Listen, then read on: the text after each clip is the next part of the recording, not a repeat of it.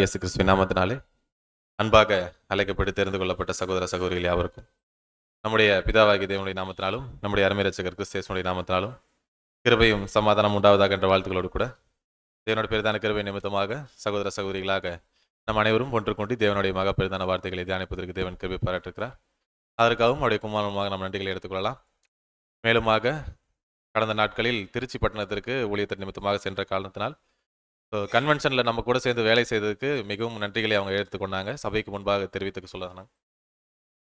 சகோதரர் சொன்ன வண்ணமாக இன்றைய நாளும் கூட நம்ம பார்க்க போகிற சத்தியத்தினுடைய தலைப்பாக முடிவில்லா முடிவு என்ற தலைப்பின் கீழாக தேவனுடைய வார்த்தைகள் நம்ம தியானிக்கலாம். சத்தியத்தினுடைய தலைப்பாக முடிவில்லா முடிவு என்ற தலைப்பின் கீழாக தேவனுடைய வார்த்தைகள் நம்ம தியானிக்கலாம்.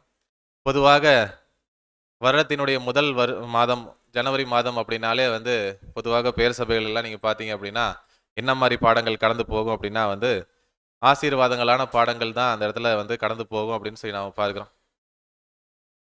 இன்னைக்கு நாம் கூட எப்படிப்பட்ட ஒரு பாடங்கள் தான் பார்க்க போகிறோம் அப்படின்னா தேவனுடைய மையான சபையாக இருக்கிற காரணத்தினால ஆசீர்வாதமான பாடம் தான், ஆனால் எச்சரிப்பான ஒரு பாடமாக இருக்கும் அப்படின்னு சொல்லி நம்ம பார்க்குறோம்.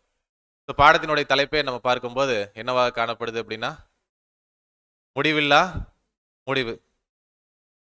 ஸோ இப்போ ஆரம்பம் அப்படின்னா ஒரு முடிவு அப்படின்னு ஒன்று இருக்கும். ஒரு முடிவு அப்படின்னா அதுக்கு ஒரு ஆரம்பம் அப்படின்னு சொல்லி இருக்கும். அப்ப முடிவில்லா முடிவு அப்படின்னா என்ன?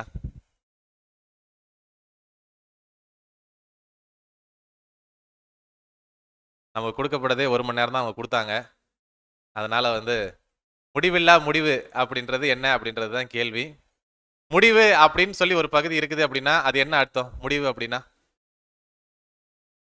அதுக்கு மேல ஒன்றும் இல்லை அப்படின்னு சொல்லி அர்த்தம். ஆரம்பம்னா அப்பதான் ஆரம்பிக்குது, அதுக்கு பின்பாக நிறைய காரியங்கள் கடந்து போகும் அப்படின்னு சொல்லி நம்ம பார்க்கிறோம். அப்ப ஒரு ஆரம்பத்தின் முடிவு அப்படின்னா ஒன்று ஆரம்பிச்சு முடியுது அப்படின்னு சொல்லி அர்த்தம்.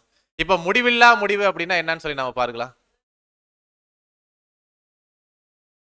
அந்த முடிவுக்கு என்னவே கிடையாது, முடிவே கிடையாது அப்படின்றது தான் அர்த்தம். ஸோ அப்படின்னா அதுக்கு எண்டே கிடையாது அப்படின்றது தான் நாம இன்னைக்கு பார்க்கக்கூடிய காரியமாக காணப்படுது அப்படின்னு சொல்லி நாம பார்க்கிறோம். ஸோ அப்ப இன்னைக்கு நாம பார்க்கக்கூடிய பாடம் எப்படியானது அப்படின்னு சொல்லி நாம பார்க்கும்போது ஒரு முடிவில்லா முடிவாக இருக்கக்கூடிய ஒரு சூழலை குறித்து தான் நாம பார்க்கக்கூடிய காரியமாக காணப்படுது அப்படின்னு சொல்லி நாம பார்க்கிறோம்.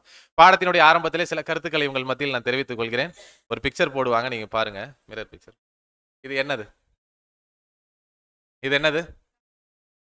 நீங்க இப்ப அந்த பிக்சர்ல என்ன பாக்குறீங்களோ அதை தான் இங்கேயும் நீங்க என்ன பண்ணணும்னா பார்க்கக்கூடியவர்களா காணப்படணும். இங்க நான் இல்லை அப்படின்னு தான் நீங்க என்ன பண்ணிக்கணும், இப்ப நினைச்சுக்கணும். இப்ப இங்க இருக்கிறது என்ன? இங்க இருக்கிறது கண்ணாடி. கண்ணாடியில பார்த்தா என்ன தெரியும்? நீங்க எதை பாக்குறீங்களோ அதை தான் தெரியும். அதனால இங்க நான் இல்லை அப்படின்னா இங்க கண்ணாடி தான் இருக்கு அப்படின்னா இங்க நீங்க பாக்குறது யாரை காட்டும்? இப்ப எல்லாரையெல்லாம் காட்டாது. யாரு பாக்குறாங்களோ அவங்களதான் காட்டக்கூடியதாக காணப்படும் அப்படின்னு சொல்லி நம்ம பார்க்கிறோம். அப்ப இங்க இருக்கிறது கண்ணாடி மட்டும்தான். ஸோ இங்கிருந்து வரக்கூடிய காரியங்கள் எல்லாமே தேவனுடைய காரியங்களாக காணப்படுது. சகோதரன் மூலியமாக அவருடைய எழுத்துக்களின் மூலியமாக வார்த்தைகளாக வரக்கூடியதாக காணப்படுது. ஸோ இந்த பாடத்தை பொறுத்த வரைக்கும் எப்படியாக காணப்படும் அப்படின்னா பாடமானது நம்ம ஒருவருக்கும் தனிப்பட்ட முறையில தான். பேசக்கூடிய நான் எனக்கும், கேட்கக்கூடிய நீங்க உங்களுக்கும் அப்படிதான் இந்த பாடத்தை என்ன பண்ணணும்னா பார்க்கக்கூடியவர்களாக காணப்படணும் அப்படின்னு சொல்லி நாம பார்க்கிறோம். அப்ப யாரையும் இந்த இடத்துல பொருத்தி என்ன பண்ணிடக்கூடாதுங்க, பாத்திரக்கூடாது அப்படின்றதை உங்கள் மத்தியில் முன்பாகவே நான் தெரிவித்துக் கொள்கிறேன். இந்த பாடம் இவங்களுக்கு தான், இல்லை இந்த பாயிண்ட் அவங்களுக்கு தான் அப்படின்னு சொல்லி எந்த விதத்திலையும் நம்ம என்ன பண்ணிடக்கூடாது, மேட்ச் பண்ணிடவே கூடாது அப்படின்னு சொல்லி நம்ம பார்க்கிறோம்.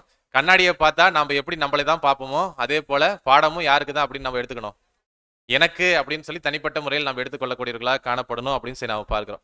ஸோ பாடத்தினுடைய கருத்துக்களை பொறுத்த வரைக்கும் நீங்க பார்க்கும்போது ஒருவேளை நம்ம கிட்ட இருந்துச்சுன்னா அதை மாத்திக்கிறதுக்கு முயற்சி செய்யலாம். இல்லை அப்படின்னா இனிமே நம்ம கிட்ட வராத மாதிரி நம்ம என்ன பண்ணிக்கலாம், பார்த்துக்கலாம் அப்படின்னு சொல்லி நம்ம பார்க்கிறோம். ஸோ அப்ப எதற்கு முடிவே கிடையாது? கொஞ்சம் நீங்க டக்கு டக்குன்னு பதில் சொல்லிருங்க. நம்ம ஏற்கனவே டைம் கொஞ்சம் குறைஞ்சிருச்சு. அதனால எதற்கு முடிவே கிடையாது?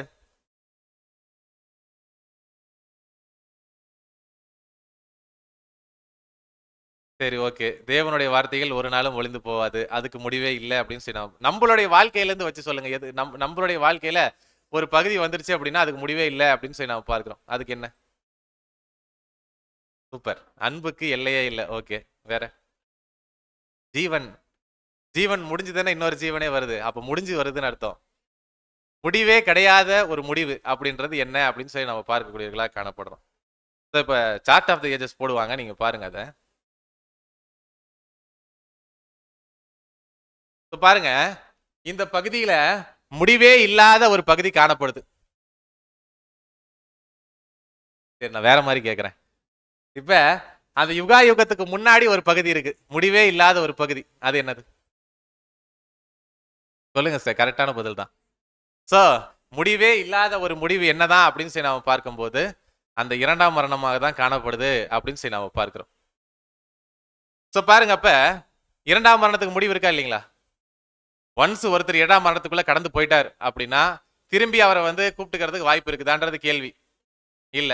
அப்படின்னா அந்த முடிவுக்குள்ள போயிட்டாங்க அப்படின்னா அது என்ன அர்த்தம்? அந்த முடிவு முடிவானதுதான், அதுக்கு மேல அவங்களுக்கு என்ன கிடையாது, ஒண்ணுமே கிடையாது அப்படின்னு சொல்லி நாம பார்க்கிறோம். அப்ப இந்த முடிவில்லா முடிவு அப்படின்றது எதை அர்த்தப்படுத்துது அப்படின்னா, இப்பதான் சொன்னேன், இரண்டாம் மரணத்தை அடையாளப்படுத்தக்கூடியதா காணப்படுது அப்படின்னு சொல்லி நாம பார்க்கிறோம். சோ அப்ப இந்த பாடத்தினுடைய சாராம்சம் என்ன அப்படின்னு சொல்லி நாம பார்க்கும்போது இரண்டாம் மரணம் தான் அப்படின்னு சொல்லி நாம பார்க்கிறோம். அப்ப முடிவில்லா ஒரு முடிவு என்னவா காணப்படுது அப்படின்னா இரண்டாம் மரணமாக காணப்படுது அப்படின்னு சொல்லி நாம பார்க்கிறோம். சோ அப்ப இதுக்குள்ளாக நாம போக வேண்டாம், நம்ம போவாதவாறு நம்மளை என்னென்னலாம் நம்ம வந்து தடுத்துக்கலாமோ அதெல்லாம் தான் இன்னைக்கு என்ன பண்றோம், நம்ம பாடங்களாக பார்க்க போறோம் அப்படின்னு சொல்லி நாம பார்க்கிறோம். சோ அப்ப அதுக்குள்ள போவாதவாறு நம்மளை எப்படி எல்லாம் எச்சரிப்பா நம்ம பாத்துக்கலாம், ஒருவேளை ஏதாவது ஒன்று ரெண்டு நம்ம கிட்ட இருந்துச்சுன்னா அது எப்படி நம்ம என்ன பண்ணிக்கலாம், மாத்திக்கலான்றது தான் இன்னைக்கு நம்ம பாடங்களாக பார்க்கக்கூடியவர்களாக காணப்படுறோம் அப்படின்னு சொல்லி நாம பார்க்கிறோம். பொதுவாக இரண்டாம் மரணம் அப்படின்னு சொல்லி நாம பார்க்கும்போது இது யார் யாருக்கெல்லாம் கிடைக்கும்?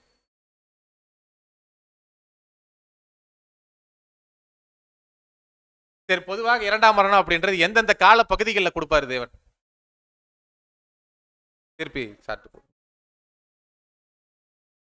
இதை பார்த்து சொல்லுங்க, இரண்டாம் மரணம்ன்றது எங்கெங்கெல்லாம் தேவன் கொடுக்கிறார்? ஒன்னா ரெண்டா மூணா இதை மட்டும் சொல்லிருங்க, எனக்கு அது போதும். இரண்டாம் மரணம்ன்றது எந்தெந்த பகுதிகளில் இருக்குது? பிரதர் ரெண்டுன்னு கை காட்டிட்டாரு பின்னாடி, அதனால நம்ம ரெண்டுன்னே எடுத்துக்கலாம். ஸோ இரண்டாம் மரணம் எங்கெங்கெல்லாம் காணப்படுது அப்படின்னு சொல்லி நம்ம பார்க்கும்போது இரண்டு யுகங்களின் முடிவில் என்ன பண்ணப்படுது அப்படின்னா கொடுக்கப்பட்டிருக்குது அப்படின்னு சொல்லி நம்ம பார்க்கிறோம். ஸோ முதலாவது இரண்டாம் மரணம் எங்க கிடக்குது அப்படின்னு சொல்லி நம்ம பார்க்கும்போது எங்க? ஆயிரோட சாட்சியா சுவிசேஷ யுகத்துல நடக்கக்கூடியதா காணப்படுது அப்படின்னு சொல்லி நம்ம பார்க்கிறோம். அதாவது இன்னைக்கு நாம வாழ்ந்துட்டு இருக்கக்கூடிய காலப்பகுதியில முதல் இரண்டாம் மரணம் நடக்கக்கூடியதா காணப்படுது. அடுத்தது ரெண்டாவது எங்க நடக்குது அப்படின்னா 1000 years மில்லியத்துல அங்க என்ன பண்ணுதுன்னா நடக்கக்கூடியதா காணப்படுது. அதுல போகக்கூடியவர்கள் உலக ஜனங்கள், அது நமக்கு தேவையில்லை.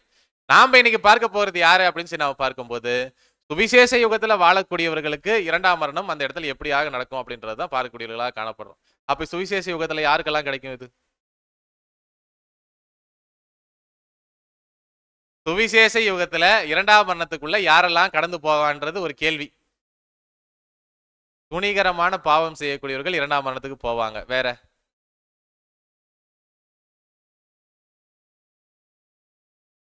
தேவனுடைய வார்த்தைகளுக்கும் கட்டளையும் கீழ்ப்படியாதவர்கள், ரெண்டுமே ஒரே பதில் தான். அப்புறம் சொல்லுங்க சார், அதுதான் கரெக்டான பதில், சொல்லுங்க. இந்த அழைப்புக்குள்ளாக வந்துட்டு இந்த அழைப்பை அந்த இடத்துல சரியான முறையில சரியாக கவனிக்காதவர்கள் தான் அந்த மாதிரி போவாங்க அப்படின்றத விட எந்த மாதிரி இருக்கிறவங்க எல்லாம் போவாங்க அப்படின்றத நம்ம சகோதரனுடைய கருத்துக்கெல்லாம் நம்ம பின்னாடி பார்க்கலாம் பாருங்க. அப்ப இந்த பாடமானது முக்கியமாக நம்ம எதுல தான் பார்க்க போறோம் அப்படின்னா சுவிசேஷ யுகத்துல அந்த இடத்துல இன்னைக்கு உடன்படிக்கை செய்து வாழக்கூடிய பரிசுத்தவான்கள் மத்தியில நடக்கக்கூடிய இரண்டாம் மரணமாக காணப்படுது அப்படின்றத இன்னைக்கு நம்ம பாடமாக பார்க்க போறோம் அப்படின்னு சொல்லி நம்ம பார்க்கிறோம். இன்னும் எளிமையா சொல்லணும் அப்படின்னா இந்த சர்ச் கிளாஸுக்கு வாழக்கூடியவர்களாக இருக்கக்கூடிய நம்ம ஒவ்வொரு மத்தியில இருந்து தான் யார் போறா? இப்ப யார் மத்தியில இருந்து போறாங்க? நம்ம மத்தியில இருந்து தான் என்ன பண்ண போறாங்க?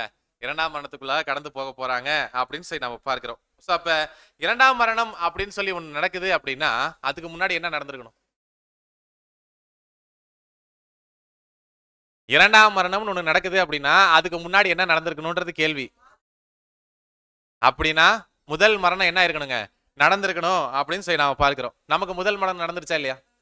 நடந்துருச்சு. சரி, ஓகே. ஸோ நமக்கு முதல் மரணம் நடந்துருச்சு அப்படின்னு நம்ம பார்க்கிறோம். எப்ப நடந்துச்சுன்னு நம்ம பார்க்கலாம் பாருங்க.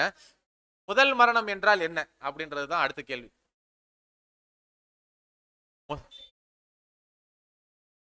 முதலாவது மரணம் என்ன அப்படின்னு சொல்லி நம்ம பார்க்கும்போது ஆதாமினுடைய பாவத்திற்கு மறிக்கக்கூடியதாக காணப்படுது. அதுதான் முதலாவது மரணமாக காணப்படுது அப்படின்னு சொல்லி நம்ம பார்க்கிறோம்.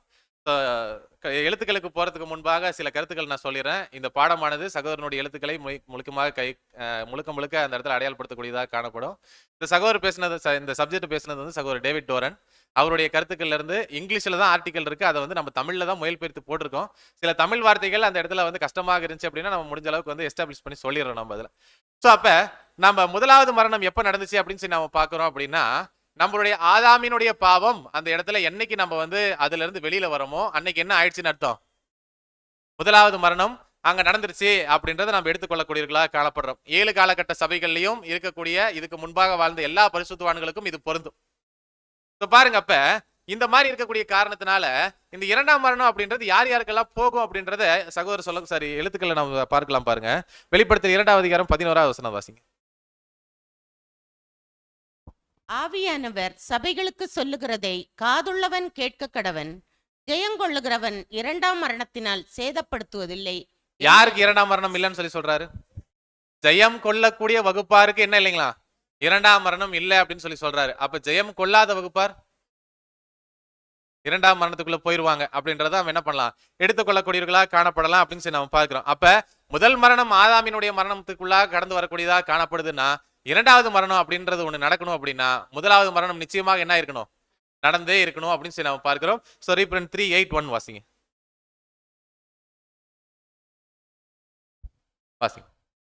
முதலாவது மரணம், அதாவது ஆதாமின் பாவத்தின் நிமித்தம் வந்த மரணம், எல்லா மனிதர்களுக்கும் ஏற்பட இருப்பதால் 2ஆம் மரணம் என்பது சாத்தியமாவதற்கு முன்பு இந்த முதலாம் மரணமானது ரத்து செய்யப்பட வேண்டும் அல்லது ஒதுக்கி வைக்கப்பட வேண்டும் அல்லது அதை நிறைவேற்றி முடிக்க வேண்டும். பாருங்க, அப்ப எல்லா மனிதர்களுக்குள்ளும் ஏற்பட இருப்பதால் 2ஆம் மரணம் என்பது சாத்தியமாவதற்கு முன்பு இந்த முதலாம் மரணம் என்ன ஆயி பண்ணும்? இப்ப முதலாவது மரணம் ரத்து செய்யப்பட வேண்டும் அல்லது ஒதுக்கி வைக்கப்பட வேண்டும் அல்லது இதை நிறைவேற்றி முடிக்க வேண்டும் அப்படின்னு சொல்லி நம்ம பார்க்கிறோம்.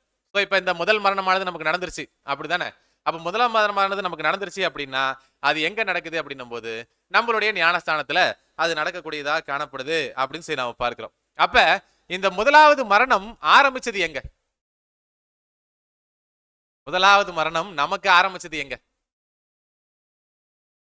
கரெக்ட். சோ பாருங்க, இந்த முதலாவது மரணம் எங்க ஆரம்பிக்குது அப்படின்னும் போது என்னைக்கு தாயின் கருவுல ஒரு கரு உருவாகக்கூடியதா காணப்படுதோ அன்னைக்கு அதுக்கு என்ன ஆயிடுச்சு?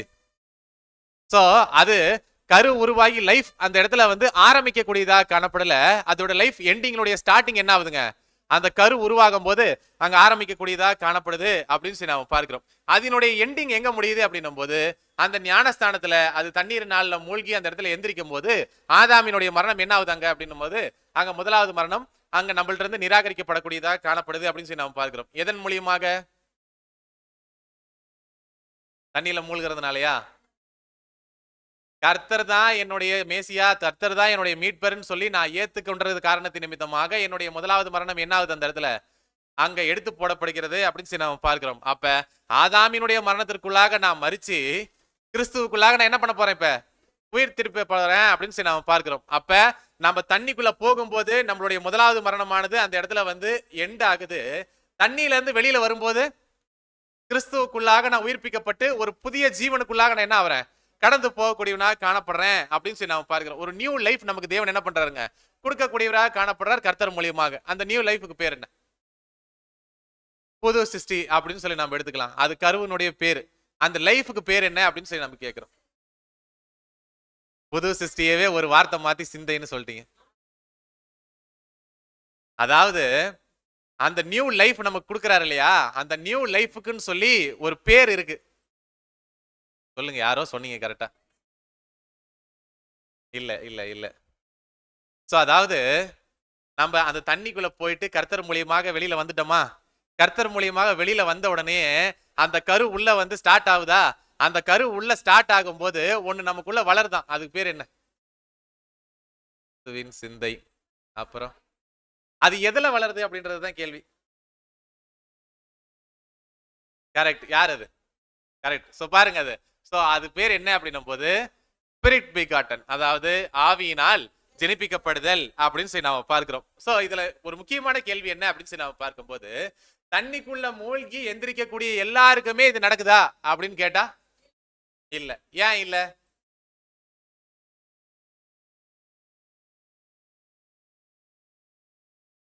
ஸோ பக்கமாக வந்து வாட் பார்சல் ரிசல்ட்ஸ் கேட்டிருந்தீங்கன்னா நிச்சயமாக தெரிஞ்சிருக்கும். ஸோ பாருங்க, அப்ப இந்த காரியம் எல்லாருக்குமே நடக்குதா அப்படின்னு சொல்லி நம்ம பார்த்தோம்னா நிச்சயமாக இல்லைன்னு சொல்லி சகோதரர் மறுக்கிறார். ஏன் இல்லை அப்படின்னு சொல்லி நம்ம பார்க்கும்போது, அந்த தண்ணிக்குள்ள அவங்க மூழ்கி திருப்பி எந்திரிக்கும் போது அவங்க செய்யக்கூடிய அந்த பலியினுடைய உடன்படிக்கையே தேவன் என்ன பண்ணணும், இப்ப அங்கீகரிக்கக்கூடியவராக காணப்படணும் அப்படின்னு சொல்லி நம்ம பார்க்கிறோம். அந்த அங்கீகரிப்பு எல்லாருக்குமே கிடைக்குமா அப்படின்னா நிச்சயமாக இல்லை. அப்ப சபைகள்ல என்னைக்குமே வந்து ஒரு நான்காவதாக ஒரு வகுப்பார் என்ன பண்ணுவாங்க, இருந்துகிட்டே தான் இருப்பாங்க அப்படின்னு சொல்லி நாம பார்க்கிறோம். அவங்களுக்கு இந்த ஸ்பிரிட் பீகாட்டன் ஆவியினால் ஜெனிப்பிக்கப்படுதல்ன்றது என்னைக்குமே என்ன ஆகாது அப்படின்னும் போது அவங்களா மனசு வச்சு வர வரைக்கும் என்ன ஆகாதுங்க, நடக்காது அப்படின்னு சொல்லி நாம பார்க்கிறோம். எத்தனை பாடங்கள் கேட்டாலும் சரி, எவ்வளவு நாட்கள் சத்தியத்துல இருந்தாலும் சரி, அவங்க மனசு வச்சு அந்த சத்தியத்துக்குள்ள உள்ள வந்து அந்த ஆவியினால் ஜெனிப்பிக்கப்படக்கூடிய அந்த கருவை வந்து அவங்களா எடுத்து வெளியில கொண்டு வர வரைக்கும் அது என்ன ஆகாது, அது நடக்கவே நடக்காது அப்படின்னு சொல்லி நாம பார்க்கிறோம். அந்த அங்கீகரிப்புன்றது அவங்களுடைய மனசை அந்த இடத்துல தேவனுக்கு எப்படி பலி செலுத்துறோன்றதை பொறுத்துதான் அது கிடைக்கக்கூடியதா காணப்படுது அப்படின்னு சொல்லி நாம பார்க்கிறோம். அப்ப காட் ஷுட் ரெகக்னைஸ் them. கர்த்தருடைய தேவனுடைய அங்கீகரிப்பு இல்லாம இந்த ஆவியினால் ஜெனிப்பிக்கப்படுதல்ன்றது என்ன ஆகுதுங்க, நடக்கக்கூடியதா காணப்படாது அப்படின்னு சொல்லி நாம பார்க்கிறோம். அப்ப இது எல்லாருக்குமே அந்த இடத்துல கிடைக்கக்கூடியதா காணப்படாது அப்படின்னு சொல்லி நாம பார்க்கிறோம். அப்ப இந்த ஆவியினால் ஜெனிப்பிக்கப்படுதல் என்னைக்கு அந்த இடத்துல நடக்குது அப்படின்னு சொல்லி நாம பார்க்கிறோமோ அன்னைக்குதான் நம்ம எதுல உயிர்ப்பிக்கப்பட்டிருக்கிறோம், ஆவியிலையா? ஆவியினால் ஜெனிப்பிக்கப்படுதல் என்னைக்கு நடக்குதோ அன்னைக்குதான் எதுல உயிர்ப்பிக்கப்பட்டிருக்கிறோம்னு கேட்கிறேன். கிறிஸ்துவுக்குள்ளாக நான் அன்னைக்குதான் என்ன ஆகிறேன் அப்படின்னும் போது தண்ணிக்குள்ள இருந்து நான் எந்திரிச்சுதான் அர்த்தம். அதுக்கு முன்னாடி தண்ணிக்குள்ள போயிட்டு வந்ததால என்ன அர்த்தம், அது வெறும் ஒரு அடையாளம். அடையாளங்களை நம்ம பார்த்து ஒரு பிரயோஜனமும் இல்லை. நமக்குள்ளாக அது என்ன ஆகணும், நடக்கக்கூடியவர்களாக காணப்படணும் அப்படின்னு சொல்லி நம்ம பார்க்கிறோம். சோ அப்ப யாரெல்லாம் தேவனால் அங்கீகரிக்கப்படுறாங்களோ அவங்களுக்கு இது நடக்கக்கூடியதாக காணப்படும். வசனம் வாசிக்கலாம். ரோமர் 6ஆம் அதிகாரம் 4வது வசனம். மேலும் பிதாவின் மகிமையினாலே கிறிஸ்து மரித்தோரிலிருந்து எழுப்பப்பட்டது போல நாமும் புதிதான ஜீவன் உள்ளவர்களாய் நடந்து கொள்ளும்படிக்கு அவருடைய மரணத்திற்குள்ளாக்கும் ஞானஸ்நானத்தினாலே கிறிஸ்துவுடனே கூட அடக்கம் பண்ணப்பட்டோம். பாருங்க, அந்த புதிதான ஜீவன் ஒருத்தருக்கு கிடைச்சி அந்த ஜீவனை பயன்படுத்தி ஆவியினால் ஜெனிப்பிக்கப்படுதல் அந்த கருத்தரித்துல உள்ள கொண்டு வந்து அதன் மூலியமாக தேவனுடைய வார்த்தைகளையும் தேவனுடைய சத்தியங்களையும் கொஞ்ச நாள் வாழ்ந்து அதுக்கப்புறமாக அவங்க செத்து போவாங்க பாத்தீங்களா? அப்ப அவங்க செத்து போகும்போதுதான் என்ன நடக்குது அப்படின்னும் போது இந்த ஆவினால் ஜெனிப்பிக்கப்படுதலினுடைய அந்த காரியம் அந்த மரணத்துல அவங்களுடைய அந்த சாதாரண மரணத்துல இருந்து அவங்களை வெளியில கொண்டு வந்து அவங்களை எந்த இதுக்கு மாறுது, எந்த நிலைக்கு மாத்துது அப்படின்னும் போது ஸ்பிரிச்சுவல் பீயிங்ஸாக அவங்களை என்ன பண்ணுது அப்படின்னா மாற்றக்கூடியதா காணப்படுது அப்படின்னு சொல்லி நாம பார்க்கிறோம். அந்த ஸ்பிரிச்சுவல் பீயிங்ஸாக அவங்க மாறுறது எப்படி நடக்குது அப்படின்னும் போது, ஒருவேளை இந்த வாழ்க்கையில அவங்க உண்மையிலேயே தேவனுக்கு அந்த இடத்துல வந்து உண்மையாக ஊழியம் செஞ்சு அந்த வாய்ப்பை பெற்றிருந்தாங்க அப்படின்னா அவங்க மரிச்சு அவங்களுடைய அந்த பாடி வந்து கல்லறைக்கு போறதுக்கு முன்பாக அவங்களுடைய ஆவிக்குரிய சரீரம் என்ன ஆயிரும், தேவன்ட்டு அது போகக்கூடியதா காணப்பட்டுரும் அப்படின்னு சொல்லி நம்ம பார்க்கிறோம். சோ அப்ப பாருங்க, அந்த மாதிரி யாரெல்லாம் வந்து இந்த உலகத்துல தனக்கு கொடுக்கக்கூடிய கொஞ்ச நாள் வாழ்க்கையில தேவனுக்கு உண்மையா வாழ்றாங்களோ அவங்களுக்கு இந்த காரியங்கள்லாம் அங்க நடக்கக்கூடியதா காணப்படும் அப்படின்னு சொல்லி நம்ம பார்க்கிறோம். அப்ப தேவனுடைய காரியத்தில இருந்து இந்த புது சிருஷ்டியை யாரெல்லாம் ஒழுங்கா வளர்த்தி அந்த வாய்ப்புக்குள்ள போறாங்களோ அவங்களுக்கு என்ன வாய்ப்பு கிடைக்கும், பேரு புது சிருஷ்டியில இருந்து தான் அவங்க வந்து என்ன பண்றாங்க, அந்த வாய்ப்பை பெற்றுக்கொள்ளக்கூடியவர்களா காணப்படுறாங்க. என்ன வாய்ப்பை பெற்றுக்கிறாங்க, திருச்சபையினுடைய வாய்ப்பை அவங்க என்ன பண்ணிக்கிறாங்கன்னா பெற்றுக்கொள்ளக்கூடியவர்களா காணப்படுறாங்க. சர்ச் கிளாஸ், அதாவது கர்த்தரோட சேர்ந்து என்ன பண்ண போறாங்க, ஆளுகை செய்யக்கூடிய வகுப்பாராக அந்த 1,44,000 எண்ணிக்கை அவங்க என்ன பண்ணிக்கிறாங்கன்னா பெற்றுக்கொள்ளக்கூடியவர்களா காணப்படுறாங்க அப்படின்னு சொல்லி நாம பார்க்கிறோம். சரி, அதுல கொஞ்சம் குறைவுபட்டாங்க அப்படின்னா என்ன அர்த்தம், அந்த வாய்ப்பை விட்டுட்டாங்க. இல்ல அப்படின்னா அவங்க எங்க போயிருவாங்கன்னா திரள் கூட்டத்துக்குள்ள கடந்து போயிருவாங்க அப்படின்னு சொல்லி நாம பார்க்கிறோம். சோ ஒருவேளை இந்த விஷயங்கள்லாம் நடந்து அவங்க திருச்சபையினுடைய வாய்ப்புக்குள்ள கடந்து போவதற்கு பதிலாக கொஞ்சம் விட்டுட்டாங்க அப்படின்னா அடுத்தது அவங்க என்ன போயிருவாங்கன்னா திரள் கூட்டத்துக்கு போயிருவாங்க அப்படின்னு சொல்லி நாம பார்க்கிறோம். இது ரெண்டையுமே விட்டுட்டாங்க. எங்க ரெண்டையுமே விட்டுட்டாங்க அப்படின்னா இரண்டாம் மரணம். சோ பூமியில திருப்பி உயிர்த்தெழுந்து வர்றதுக்கு வாய்ப்பு இருக்கா, வாய்ப்பே இல்லை. சோ பாருங்க, அப்ப வாய்ப்புகள் முதல்ல தேவன் கொடுத்தது ஒண்ணுதான், அதுல அவர் கிருபையா நமக்கு வந்து தூக்கி போடுறதுதான் என்ன அப்படின்னும் போது அந்த திரள் கூட்டம் அப்படின்றத நம்ம பார்க்கிறோம். சோ இது ரெண்டையுமே விட்டுட்டோம் அப்படின்னா தான் அடுத்தது எங்க போயிடுறோம் அப்படின்னா இந்த இரண்டாம் மரணத்துக்குள்ளாக கடந்து போகக்கூடியவர்களாக காணப்படுறாங்க அப்படின்னு சொல்லி நம்ம பார்க்கிறோம். மறுபடியும் நான் சொல்றேன், இது யாரு கூட தான் நீங்க மேட்ச் பண்ணணும் அப்படின்னும் போது நம்ம கூட மாத்திரம் தான் அங்க மேட்ச் பண்ணக்கூடியதாக காணப்படணும். யாருக்கும் ஃபிட் பண்ணி பாத்திரக்கூடாது அப்படின்னு சொல்லி நம்ம பார்க்கிறோம். ரீப்ரிண்ட் வாசிக்கலாம். 5896. இந்த மரணத்திற்கு ஏதுவான பாவம் அறியாமையினால், வார்த்தைகளுக்கு கொஞ்சம் நல்லா கவனம் கொடுங்க. இந்த மரணத்திற்கு ஏதுவான பாவம் அறியாமையினால் செய்யப்படும் பாவம் அல்ல. என்ன சொல்றாரு, இந்த மரணத்திற்கு ஏதுவான பாவம் எப்படி வந்தது இல்லையா? அறியாமையினால செய்யப்படும் பாவமே கிடையாதுன்றாரு. ஆனால் அவர்கள் பெற்ற வெளிச்சத்தையும் அறிவையும் வேண்டுமென்றே மற்றும் திட்டமிட்டு நிராகரிப்பது என்று வலியுறுத்துகிறார். என்ன சொல்றாரு? அவர்கள் பெற்ற வெளிச்சத்தையும் அறிவும், அங்க அடுத்தது இருக்கிற வார்த்தை தான் அங்க முக்கியமான காரியம். வேண்டுமென்றே மட்டும் திட்டமிட்டு நிராகரித்து அப்படின்னு சொல்லி நம்ம பார்க்கிறோம். இங்கிலீஷ்ல ஆர்டிகல்ல சூப்பரா இருந்துச்சு. எப்படி இருந்துச்சு அப்படின்னா ப்ரீ பிளான் பண்ணக்கூடியவர்களா காணப்படுறாங்களாமா. சோ பாருங்க, ப்ரீ பிளான் பண்ணி வேணும்னே தேவனுடைய காரியங்களை என்ன பண்றாங்களாமா? நிராகரிக்கக்கூடியவர்களா காணப்படுறாங்க அப்படின்னு சொல்லி நம்ம பார்க்கிறோம். அப்புறம் பரிசுத்த ஆவியினால் பிறக்கப்பட்டவர்களும் தேவனுடைய நல்ல வார்த்தைகளையும் வரப்போகிற யுகத்தின் வல்லமைகளையும் ருசித்தவர்களும் இந்த குறிப்பிட்ட பாவத்தை செய்ய அதிக வாய்ப்புள்ளது என்றும் அவர் குறிப்பிடுகிறார். அப்படின்னா இந்த இரண்டாம் மரணத்துக்குள்ளாக போகக்கூடியவர்கள் எல்லாருக்குமே என்ன நல்லா தெரிஞ்சிருக்குதுன்னு அர்த்தம்? தேவன் யாரு, கர்த்தர் யாரு, திட்டம் என்ன, சத்தியம் என்ன, எல்லாமே அவங்களுக்கு என்ன பண்ணப்பட்டிருக்குது? நல்லா தெரிஞ்சிருக்குது அப்படின்னு சொல்லி நம்ம பார்க்கிறோம். சோ பாருங்க, அப்ப நல்லா அவங்களுக்கு தெரிஞ்ச காரணத்தினால அவங்க என்ன பண்றாங்க அப்படின்னும் போது ஆல்ரெடி அவங்க பெற்ற வெளிச்சத்தை நல்லா பாருங்க, அவர்கள் பெற்ற வெளிச்சத்தையும் அறிவையும் என்ன பண்றாங்களாமா? வேண்டுமென்றே மறுதளிக்கக்கூடியவர்களா காணப்படுறாங்க அப்படின்னு சொல்லி நம்ம பார்க்கிறோம். பாருங்க, அப்ப யார் ஒருவர் தனக்கு கொடுத்த அந்த வெளிச்சத்தை சரியான முறையில பயன்படுத்தாம அதை பிளான் பண்ணி செய்யக்கூடியவர்களா காணப்படுறாங்களோ அவங்க எல்லாம் தான் எந்த வகுப்பாராக காணப்படுறாங்களாமா? இரண்டாம் மரண வகுப்பாராக காணப்படுறாங்க அப்படின்னு சொல்லி நம்ம பார்க்கிறோம். சோ பாருங்க, அப்ப ஆவினால் ஜெனிப்பிக்கப்பட்ட பிள்ளைகளுக்கு இந்த பாடம் இருக்குதா அப்படின்னு சொல்லி நம்ம பார்த்தோம் அப்படின்னா ஆமா, நிச்சயமாக அவங்களுக்கு தான். ஆவியினால் ஜெனிப்பிக்கப்படாதவர்களுக்கு இந்த பாடம் இருக்குதானா? நோ, அவங்களுக்கும் இதுக்கும் என்ன இல்லைங்க, சம்பந்தமே கிடையாது அப்படின்னு சொல்லி நம்ம பார்க்கிறோம். சோ அப்ப யார் ஒருவர் ஆவியினால் ஜெனிப்பிக்கப்பட்டு சத்தியத்தையும் தேவனை அறியக்கூடிய அறிவையும் வெளிச்சத்தையும் பெற்றுக்கொள்றாங்களோ அவர்கள் திட்டமிட்டு இந்த காரியத்தை செஞ்சாங்கன்னா அவங்க தான் இந்த வாய்ப்புக்குள்ள கடந்து போகக்கூடியவர்களாக இருக்காங்க. அப்புறம் வரப்போகிற யுகத்தின் வல்லமையையும் ருசி பார்த்தவர்கள் இந்த குறிப்பிட்ட பாவத்தை செய்ய அதிக வாய்ப்புள்ளது அப்படின்றதுதான் அங்க முக்கியமா காணப்படுது. கம்மியா இருக்கிறவங்க போயிருவாங்கன்னு சொல்லி சொல்றாங்களா? அதிகமான வாய்ப்புகள் என்ன இருக்குதுங்களாமா இதுக்குள்ள காணப்படக்கூடியதாக இருக்குது அப்படின்னு சொல்லி நாம பார்க்கிறோம். இன்னொரு ஆர்டிகல் வாசிக்கலாம் பாருங்க, 3725. இரண்டாம் மரணம் என்பது முழுமையாக ஒளியூட்டப்பட்டு தேவனுடைய கிருபையை அனுபவித்த பின் அதை உணர்வு பூர்வமாகவும் உறுதியாகவும் நிராகரிப்பவர்களின் முடிவு ஆகும். என்ன சொல்றார்? முழுமையாக ஒளியூட்டப்பட்டு தேவனுடைய கிருபையை அனுபவித்த பின் அதை உணர்வு பூர்வமாகவும் உறுதியாகவும் நிராகரிப்பவர்கள்.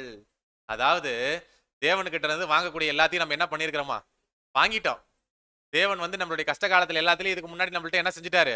எல்லா காரியங்களும் நமக்கு நம்ம அவருடைய பிள்ளைகளா இருக்கிறோம்னு சொல்லி எல்லா விஷயங்களும் நமக்கு செஞ்சு கொடுத்துட்டாரு. இதெல்லாம் செஞ்சு கொடுத்ததுக்கு அப்புறமாக உணர்வு பூர்வமாகவும் உறுதியாகவும் நிராகரிக்கக்கூடியவர்களாக காணப்படுறாங்க அப்படின்னு சொல்லி நாம பார்க்கிறோம். சோ பாருங்க, அப்ப உறுதியாக நிராகரிப்பு அப்படின்னா என்ன?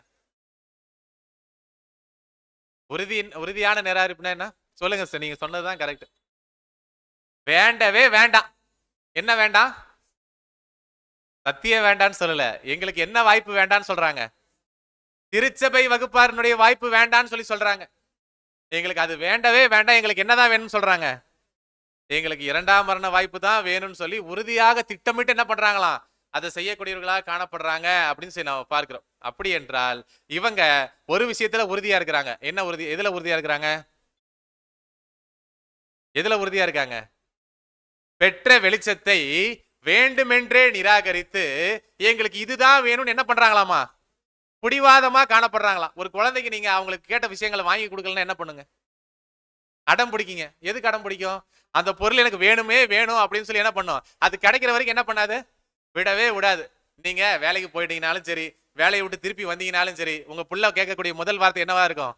அப்பா நான் கேட்டது என்ன பண்ணிட்டியா? வாங்கிட்டு வந்துட்டியா அப்படின்னு சொல்லி கேட்கும். இப்ப இவங்களே என்னதான் கேட்கறாங்களா? எங்களுக்கு அதுதான் வேணும் அப்படின்னு சொல்லி என்ன பண்றாங்களாமா? உணர்வு பூர்வமாக அதை கேட்கக்கூடியவர்களாக காணப்படுறாங்க அப்படின்னு சொல்லி நாம பார்க்கிறோம். சோ பாருங்க, அப்ப எங்களுக்கு இந்த மாதிரி காரியங்கள்லாம் வேண்டவே வேண்டாம், எங்களுக்கு நாங்க விரும்பினதுதான் வேணும் அப்படின்னு சொல்லி அங்க விரும்பக்கூடியவர்களாக காணப்படக்கூடிய ஒரு வகுப்பாராக தான் இந்த இரண்டாம் மரண வகுப்பார் காணப்படுறாங்க அப்படின்னு சொல்லி நாம பார்க்கிறோம். இப்ப ஒருவேளை இந்த சபை வாய்ப்பை இழந்து போகக்கூடியவர்கள் என்னென்ன வாய்ப்புக்குள்ள கடந்து போவாங்க அப்படின்றத நம்ம பார்த்தோம். சபை வாய்ப்பை இழந்துட்டா ரெண்டு வாய்ப்பு இருக்குது. என்னென்ன?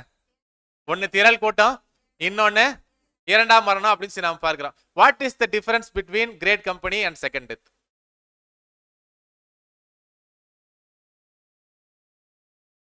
இரண்டாம் மரணத்திற்கும் இந்த திரள் கூட்டத்திற்கும் என்ன வித்தியாசம்? இரண்டாம் மரணம் எந்திரிக்கவே மாட்டாங்களா? போட்டு அழுத்திடுவாங்களா இருக்கவங்கள? இரண்டாம் மரணத்திற்கும் திரள் கூட்டத்துக்கும் என்ன வித்தியாசம்ன்றது கேள்வி. இப்ப பாருங்க, இப்ப திரள் கூட்டம் இரண்டாம் மரணத்துக்கு போவாங்களா? போக மாட்டாங்க. அப்ப திரள் கூட்டம் சபையாவும் ஆக மாட்டாங்க. சரிங்களா? அப்ப திரள் கூட்டத்துக்கும் இரண்டாம் மரணத்துக்கு என்ன வித்தியாசம்? திரள் கூட்டம் உயிர் தெழுந்து வரும், இவங்க உயிர் தெழுந்து வர மாட்டாங்க. இது லிட்டரலா கேட்கல நான் கேட்கறது என்னன்னா, அவங்களுடைய கேரக்டருடைய வித்தியாசங்கள், எதனால அவங்க திரள் கூட்டம்னு போறாங்க, எதனால இவங்க இரண்டாம் மரணம்னு போறாங்க, அதுதான் கேள்வி. உலக ஆசீர்வாதத்தை விட மாட்டாங்க. அப்ப திரள் கூட்ட வகுப்பார் வந்து உலக ஆசீர்வாதத்தை எதிர்பார்த்துதான் இந்த இடத்துல என்ன பண்றாங்கன்னா வாய்ப்பே தவற விட்டுட்டாங்க. வேற வேற வேற வேற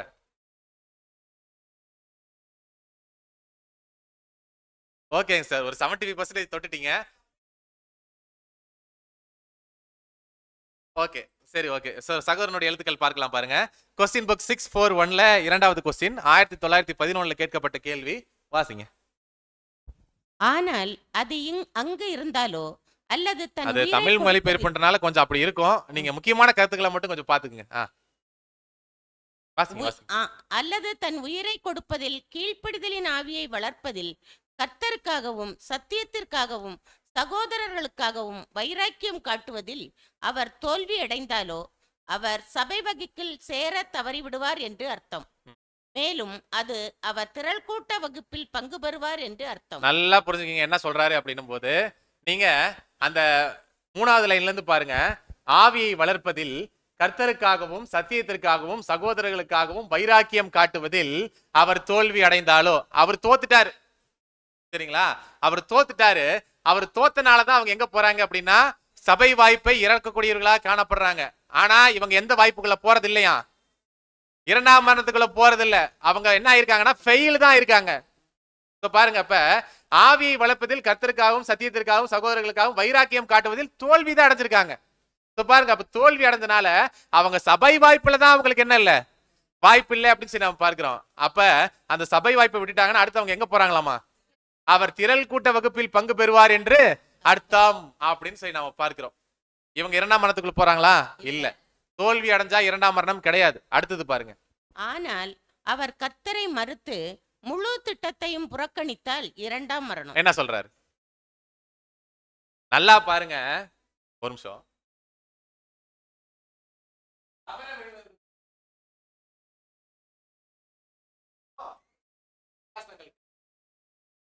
பாருங்க, தவற விடுதலுக்கும் புறக்கணித்தலுக்கும் வித்தியாசங்கள் பெருசா காணப்படுது அப்படின்னு சொல்லி நாம பார்க்கிறோம். சோ தவற விட்டால் திரள் கூட்டம், புறக்கணித்தால் இரண்டாம் மரணம். தவற விடுதலுக்கும் புறக்கணித்தலுக்கும் என்ன வித்தியாசம் சொல்லுங்க?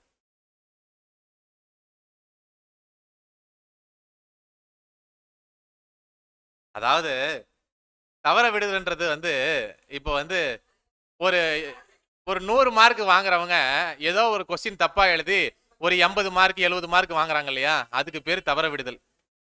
புறக்கணித்தல்ன்றது கொஸ்டின் பேப்பர் எனக்கு வேணாம், நான் என்ன பண்ண மாட்டேன், வாங்கவே மாட்டேன் அப்படின்றதுதான் புறக்கணித்தல். பாருங்க, குறைவுபட்டால் அதுக்கு பேர் வந்து வேற, புறக்கணிக்கிறதுன்றது வேற. குறைவுபடுறது என்னால செய்ய முடியறது, நான் ட்ரை பண்றேன், ஆனா அதுல நான் என்ன பண்ணிட்டேன், கொஞ்சம் தவற விட்டுட்டேன் அப்படின்னு சொல்லி நம்ம பார்க்கிறோம். ஆனா புறக்கணித்தல்ன்றது நான் வாங்கவே மாட்டேன்றது அர்த்தம். பாருங்க, அப்ப திட்டமிட்டு நிராகரித்து புறக்கணிக்கக்கூடிய வகுப்பார் மாத்திரமே எங்க போறாங்களாமா? இரண்டாம் மரணத்துக்குள்ள கடந்து போறாங்க. மாறாக குறைவுள்ளவர்களாக காணப்பட்டா அவங்களுக்கு இரண்டாம் மரணத்துல வாய்ப்பு இல்லை அப்படின்னு சொல்லி நம்ம பார்க்கிறோம். அவங்க நிச்சயமாக எங்க போயிருவாங்க அப்படின்னா அட்லீஸ்ட் அவங்க திரள் கூட்டத்துக்காக கடந்து போயிருவாங்க அப்படின்றதுதான் சகோதரர் சொல்லக்கூடியவராக காணப்படுறாரு அப்படின்னு சொல்லி நம்ம பார்க்கிறோம். சோ குறைவுபட்டால் திரக்கூட்டம், புறக்கணித்தால் இரண்டாம் மரணமாக காணப்படுது அப்படின்னு சொல்லி நம்ம பார்க்கிறோம். சோ புறக்கணிக்கிறதுன்றதுனா என்ன சொல்லுங்க? நம்ம இது நிராகரித்த சரி இதை விட்டுறலாம், நம்ம தவற விடுதலை விட்டுறலாம். ஏன்னா அதை நம்ம பார்க்கல. நம்ம இங்க பார்க்கிறது வந்து இரண்டாம் மரணத்தை குறித்து தான் நம்ம பார்க்கிறோம். புறக்கணிக்கிறதுனா என்ன? யார புறக்கணிக்கிறாங்க இவங்க? அந்த மேல இருக்கிற லைனை திருப்பி பாருங்க.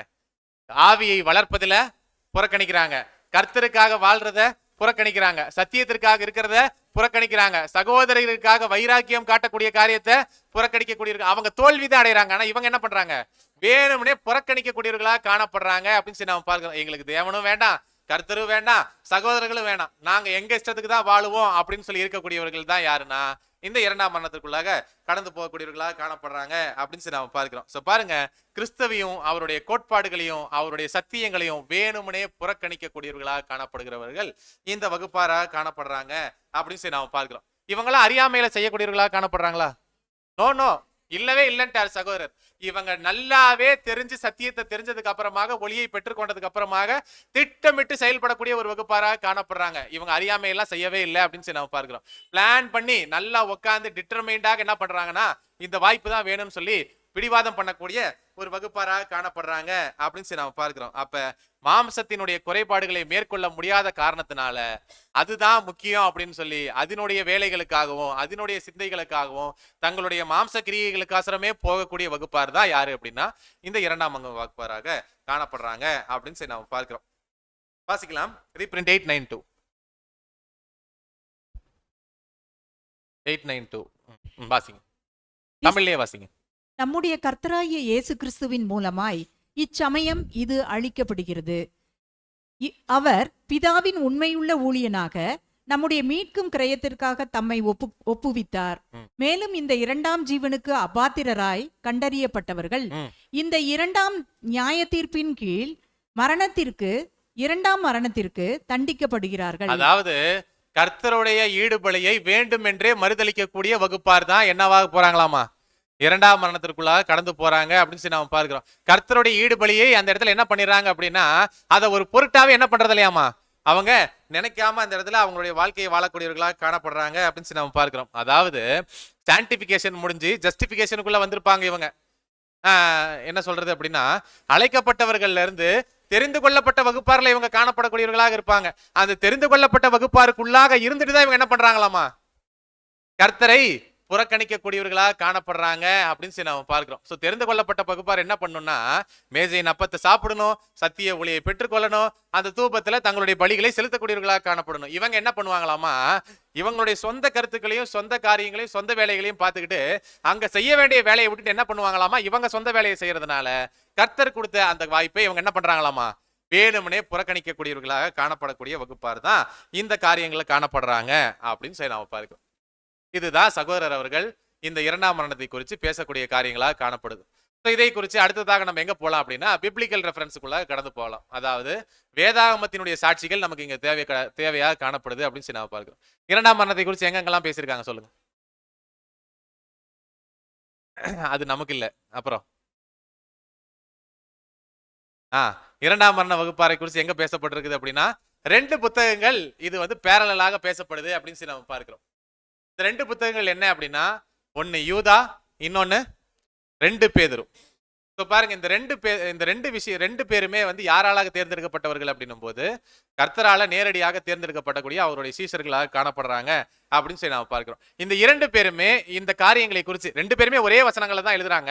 ஆனா ஒரே விஷயங்களை மாத்தி மாத்தி பேரலாக எழுதக்கூடியவர்களாக காணப்படுறாங்க அப்படின்னு சொல்லி நாம பார்க்கிறோம். இந்த 2 புக்கு தான் என்ன பண்ண போறோம் அப்படின்னும் போது இந்த இரண்டாம் மரணத்திற்கு நம்ம காரியங்களாக பார்க்கக்கூடியவர்களாக காணப்பட போறோம். சோ முதலாவது வசனங்கள் வாசிக்கலாம். இப்ப வாசிக்கக்கூடிய அத்தனை காரியங்களும் இவர்களுடைய குணலட்சணங்கள், குணாதிசயங்கள். இந்த இரண்டாம் மரண வகுப்பார் இப்படி எல்லாம் வாழக்கூடியவர்களாக காணப்படுவாங்க அப்படின்னு அவங்களுடைய கேரக்டரிஸ்டிக்ஸுக்குள்ளாக கடந்து போகக்கூடியவர்களாக காணப்படுறோம். திரும்பமாக உங்களுக்கு நான் நினைவுபடுத்துறேன், இங்க நீங்க எதை தான் பார்த்துட்டு இருக்கீங்க? இப்ப இங்க எதை தான் பாக்குறீங்க? கண்ணாடியை தான் நீங்க பார்த்துட்டு இருக்கிறீங்கன்றதை நீங்க ஞாபகம் வச்சுக்கீங்க. சோ நீங்க பார்க்கக்கூடிய எல்லாமே நம்மளுக்கு பொருந்துதான் மாத்திரம் பாருங்க. சோ அப்ப 4வது வசனம், யூதா 4வது வசனம். ஏனெனில் நமது தேவனுடைய கிருபையை காம விகாரத்துக்கு ஏதுவாக புரட்டி ஒன்றான ஆண்டவராகிய தேவனையும் நம்முடைய கர்த்தராகிய இயேசு கிறிஸ்துவையும் மறுதலிக்கிற பக்தியற்றவர்களாகிய சிலர் பக்க வழியாய் நுழைந்திருக்கிறார்கள். அவர்கள் இந்த ஆக்கினைக்குள்ளாவார்கள் என்று பூர்வத்திலே எழுதியிருக்கிறது. பாருங்க, நம்முடைய கர்த்தராகிய இயேசு கிறிஸ்துவையும் மறுதலிக்கிற பக்தியற்றவர்களாகிய சிலர் எங்க இருந்து நுழைஞ்சிருக்காங்களா? பக்க வழியாய் நுழைந்திருக்கக்கூடியவர்களாக காணப்படுறாங்க. இதுதான் முதல் குணலட்சணமாக காணப்படுது. இதுதான் முதல் குணாதிசயம். என்ன அப்படின்னா, பக்க வழியாய் நுழையக்கூடியவர்களாக காணப்படுறாங்க அப்படின்னு நம்ம பார்க்கிறோம். பக்க வழினா சைட்ல. பக்க வழினா சைட்ல. அப்புறம் வேற. இப்ப நம்ம எக்லிஷாக்குள்ள வரணும் அப்படின்னா எத்தனை என்ட்ரன்ஸ் இருக்கு? ஒரே ஒரு என்ட்ரன்ஸ் தான் இருக்கு. சரிங்களா? வந்தா எதுல தான் வரணும்? அதுல தான் வரணும். இங்க ஜன்னல் திறந்திருக்குன்றனால இதுக்குள்ள பூந்து வந்தா சரியா? இதுக்கு பேர் தான் பக்க வழி. எதுக்கு வந்திருக்காங்களோ அந்த வேலை என்ன பண்ண மாட்டாங்களாமா? செய்யவே மாட்டாங்க அப்படின்னு சொல்லி நாம பார்க்கிறோம். அதாவது அவர்களுடைய நோக்கங்கள் எப்படியா காணப்படும் அப்படின்னும் போது சரியான நோக்கங்களாக காணப்படாது அப்படின்றதுதான் இங்க முதல் காரியங்களாக நம்ம பார்க்கக்கூடியவர்களாக இருக்கோம் அப்படின்னு சொல்லி நாம பார்க்கிறோம். சோ பாருங்க, அப்ப நோக்கங்கள் சரியில்லை அப்படின்னா அவங்களுடைய நோக்கங்கள் எப்படியா காணப்படும் அப்படின்னும் போது ஒரு சபை கூடி வருதல் எதுக்காக நடைபெறுது அப்படின்னா நம்மளுடைய ஆவிக்குரிய ஜீவியங்களை பலப்படுத்துவதற்காகவும் சகோதர ஐக்கியத்தை அந்த இடத்துல வளர்த்துக் கொள்வதற்காகவும் தான் அப்படின்னு சொல்லி நம்ம பார்க்கிறோம். ஆனா அவங்க உள்ள வரக்கூடிய நோக்கம் எதுக்காக காணப்படும் அப்படின்னும் போது இந்த ரெண்டு நோக்கங்களுக்கும் இல்லாம அவங்க தனியா ஒரு நோக்கத்தை என்ன பண்ணிருப்பாங்க? உருவாக்கக்கூடியவர்களாக காணப்பட்டிருப்பாங்க அப்படின்னு சொல்லி நம்ம பார்க்கிறோம். சோ பாருங்க, அவங்களுடைய நோக்கம் சரியில்லாத காரணத்தினாலதான் அவங்க எதுல வந்திருக்காங்க? இப்ப பக்க வழியாக வந்திருக்கக்கூடியவர்களாக காணப்படுறாங்க அப்படின்னு சொல்லி நாம பார்க்கிறோம். சோ அவர்களால சொல்லப்படக்கூடிய எந்த கருத்துக்களும் என்னவா காணப்படாது? ஒருத்தருடைய வளர்ச்சிக்காக அது என்ன ஆகாது அப்படின்னும் போது பயன்படவே பயன்படாது அப்படின்னு சொல்லி நம்ம பார்க்கிறோம். அவர்களுடைய கருத்துக்கள் அத்தனையுமே எப்படியாக காணப்படும் அப்படின்னும் போது மற்றவங்களுடைய ஆவிக்குரிய வளர்ச்சிக்காகவோ அல்லது சபையினுடைய ஆவிக்குரிய வளர்ச்சிக்காகவோ அது என்ன ஆகாதுங்களா? பயன்படவே பயன்படாத ஒரு சூழ்நிலைக்குள்ளாக கடந்து போகும் அப்படின்னு சொல்லி நாம பார்க்கிறோம். அது மாத்திரம் இல்லாம அவங்களுடைய நோக்கங்கள் சரியா இல்லாத காரணத்தினால அவர்களை சுற்றி இருக்கக்கூடிய எல்லாத்தையும் அவங்க என்ன பண்ண நினைப்பாங்க அப்படின்னு சொல்லி நாம பார்க்கும்போது அவங்களுடைய நோக்கங்களுக்குள்ளாக என்ன பண்ண வைப்பாங்களாமா? வருவதற்கு அவங்கள முயற்சிகளை ஏறெடுக்கக்கூடியவர்களாக காணப்படுவாங்க அப்படின்னு சொல்லி நாம பார்க்கிறோம். சோ பாருங்க, ஏன் பக்க வழியாக வந்திருக்காங்க அப்படின்னு சொல்லி நாம பார்க்கும்போது அவங்க சூஸ் பண்ணதே எந்த வழியை தான் சூஸ் பண்ணிருக்காங்க? ஆரம்பத்திலேயே பக்க வழியை தான் சூஸ் பண்ணக்கூடியவர்களாக காணப்படுறாங்க அப்படின்னு சொல்லி நாம பார்க்கிறோம். அப்படி என்றால் முதலாவது நம்ம தெரிந்து கொள்ளக்கூடிய விஷயம் என்ன அப்படின்னா இந்த மாதிரி வகுப்பாருக்குள்ள போகக்கூடியவர்கள் சபையினுடைய நோக்கம் அறிஞ்சு என்ன பண்ண மாட்டாங்களாமா? செயல்படாத வகுப்பாராக காணப்படுவாங்க அப்படின்னு சொல்லி நாம பார்க்கிறோம்.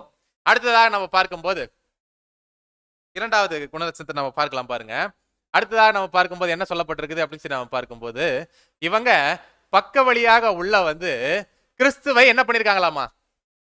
மறுதளிக்கக்கூடிய பக்தியற்றவர்களாக காணப்படுறாங்க அப்படின்னு சொல்லி நம்ம பார்க்கிறோம். மறுதளித்தல் என்ன? மறுதளித்தல் என்றால் என்ன?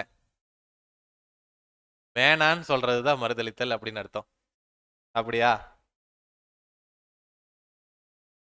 புறக்கணிக்கிறது தான் மறுதளித்தல். நான் ஏற்கனவே சொன்ன வார்த்தைகள்லாம் திருப்பி நீங்க என்கிட்டயே சொல்லிட்டு இருக்கீங்க. இப்ப மறுதளித்தல்னா என்ன? ஏற்கனவே ஒருத்தர் மறுதளிச்சிருக்காருல்ல, அவர் என்ன பண்ணாருன்னு நீங்க யோசிச்சீங்கனாலே மறுதளித்தல்னா என்னன்றது சொல்லிடலாம். சோ மறுதளித்தல்னா என்ன அப்படின்னா எனக்கு என்ன தெரியுதோ நான் தெரிஞ்ச விஷயத்தை என்ன பண்ண மாட்டேன்? தெரியும்னு சொல்ல மாட்டேன். அதுதான் மறுதளித்தல் அப்படின்னு சொல்லி நாம பார்க்கிறோம். சோ பாருங்க என்னன்னு சொல்லி சொல்றாரு அப்படின்னா பேதுரு இந்த மறுதளிக்கிறதுக்கு முன்பாக கர்த்தர் நான் 3 தடவை சொல்றேன், நீ இந்த சேவல் கூறதுக்கு முன்பாக நீ என்ன பண்ணிருவேன்? 3 தடவை மறுதளிச்சிருவே அப்படின்னு சொல்லி சொல்றாங்க. உடனே பேதுருவனுடைய பதில் என்ன இருக்குது? அடக்கம்னு இருங்க ஆண்டவரே, நானாவது உங்களை விட்டுட்டு என்ன பண்றேன்? போறதாவது இதெல்லாம் நடக்கிற காரியமா அப்படின்னு சொல்லி சொன்னவரு உள்ள போயிட்டு அந்த இடத்துல கதவை கூட சாத்தல. அதுக்குள்ள என்ன பண்ணிட்டாரு? நீ அவரு கூட உன்னை நான் பாத்துருக்கடே அப்படின்னு சொன்ன உடனே இல்லையே, பாத்துக்கிறதுக்கு வாய்ப்பே இல்லையே அப்படின்னு என்ன பண்ணிருக்காருங்க? சொல்லக்கூடியவர்களாக காணப்படுறாரு. இவர் என்ன வார்த்தையை அவருடைய வாயில இருந்து சொன்னாரோ அதே வார்த்தை தான் அவர் என்ன பண்ணிருக்காருங்க? மறுதளிக்கக்கூடியவர்களாக மறுதளித்தல் அப்படின்னா என்ன அப்படின்னா வாயில என்ன சொல்றாங்களோ அதை என்ன பண்றாங்க? செய்யக்கூடியவர்களாக இல்லாத இருக்கக்கூடிய வகுப்பார். அவங்க வாயில இருந்து என்ன சொல்றாங்களோ அதுதான் என்ன பண்றாங்க? இல்லன்னு சொல்லி நிராகரிக்கக்கூடியவர்களாக காணப்படுறாங்க அப்படின்னு சொல்லி நம்ம பார்க்கிறோம். அப்ப வாயால பேசுவது ஒண்ணு, வாழ்க்கையில செஞ்சு காட்டுவது வேறொன்னாக காணப்படுது அப்படின்னு சொல்லி நாம பார்க்கிறோம். அவங்க தான் இந்த மறுதளிக்கக்கூடிய வகுப்பாராக காணப்படுறாங்க அப்படின்னு சொல்லி நாம பார்க்கிறோம். சோ பாருங்க, அப்ப தேவனுக்காகவும் கர்த்தருக்காகவும் நாங்க உண்மையாக வாழக்கூடியவர்களாக இருப்போம்னு சொல்லி எல்லாரும் மத்தியிலும் என்ன பண்ணுவாங்க? எல்லாரும் மத்தியிலும் என்ன பண்ணுவாங்க? சொல்லுவாங்க. ஆனா அவங்களுடைய வாழ்க்கையினுடைய காரியத்தை நீங்க பாத்தீங்க அப்படின்னா என்ன பண்ண மாட்டாங்க? அந்த மாதிரி செய்ய மாட்டாங்க அப்படின்னு சொல்லி நாம பார்க்கிறோம். எல்லா விஷயங்கள்லயும் தாங்களாக முன்னாடி இப்படி செய்யணும் அப்படின்னு சொல்லி சபையினுடைய காரியங்களுக்கு நீங்க எதை செஞ்சா நல்லா இருக்கும், அதை செஞ்சா நல்லா இருக்கும்னு சொல்லி எல்லா விஷயங்களையும் சொல்லுவாங்களே ஒழிய தங்களுடைய வாழ்க்கையில நடைமுறைப்படுத்துவாங்களான்னு சொல்லி நாம பார்த்தோம்னா நிச்சயமாக இல்லை அப்படின்னு சொல்லி நாம பார்க்கிறோம். மறுபடியும் நான் சொல்றேன், நீங்க எதை தான் பார்த்துட்டு இருக்கீங்க? கண்ணாடியை தான் பார்த்துட்டு இருக்கீங்க. அதை நான் திருப்பியும் உங்களுக்கு ஞாபகப்படுத்துறேன். ஸோ பாருங்க, அப்ப தேவனுடைய காரியங்கள்ல இருந்து தேவனுடைய விஷயங்கள்ல இருந்து சகோதர அன்பு தான் முக்கியம் அப்படின்னு சொல்லி எல்லாருக்கிட்டையும் அங்க பேசக்கூடியவர்களாக காணப்படுவாங்க. ஆனா வெளியில அவங்க காட்டக்கூடியது சகோதர அன்பாக இருக்கவே இருக்காது. அவங்களுடைய சுய அன்பை மாத்திரமே அங்க இடத்துல வைத்துக் கொள்ளக்கூடியவர்களாக இருப்பாங்க அப்படின்னு சொல்லி நாம பார்க்கிறோம். வசனம் வாசிக்கலாம். 1 யோவான் 4வது அதிகாரம் 20வது வசனம். தேவனிடத்தில் அன்பு கூறுகிறேன் என்று ஒருவன் சொல்லியும் தன் சகோதரனை பகைத்தால் அவன் பொய்யன். தான் கண்ட சகோதரனிடத்தில் அன்பு கூறாதில் இருக்கிறவன் தான் காணாத தேவனிடத்தில் எப்படி அன்பு கூறுவான்? கொஸ்டின், தேவனிடத்துல நம்ம எல்லாரும் அன்பு கூறுறோமா இல்லையா?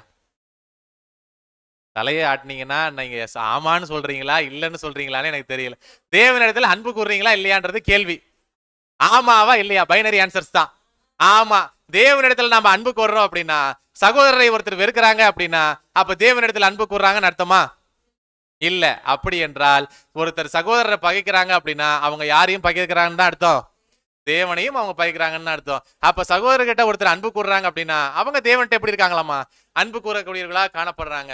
சகோதரனை அன்பு கூர்ந்தால் வாழ்க்கை, சகோதரனை பகைத்தால் அந்த வாழ்க்கை அவர்கிட்ட இருந்து என்ன பண்ணப்படும்? எடுத்துக்கொள்ளப்படும் அப்படின்னு சொல்லி நாம பார்க்கிறோம். இன்னொரு வசனம் வாசிக்கலாம் பாருங்க. இப்ப நம்ம இதே காரியத்தை அப்படியே பேதுருவுல பேரலலாக நம்ம பார்க்க போறோம். 2 பேதுரு 2வது அதிகாரம் 1வது வசனம். இந்த வசனங்கள் நீங்க என்னென்னலாம் பார்த்திருக்கீங்க அப்படின்னா, மறுதலிப்பு, பக்கவழி, இதெல்லாம் நீங்க பார்த்திருக்கீங்க. இதே விஷயத்தை பேதுரு பேசக்கூடியவர்களாக காணப்படுறா. 2 பேதுரு 2:1 வாசி. கள்ள தீர்க்கதரிசிகளும் ஜனங்களுக்குள்ளே இருந்தார்கள், அப்படியே உங்களுக்குள்ளும் கள்ள போதகர்கள் இருப்பார்கள்.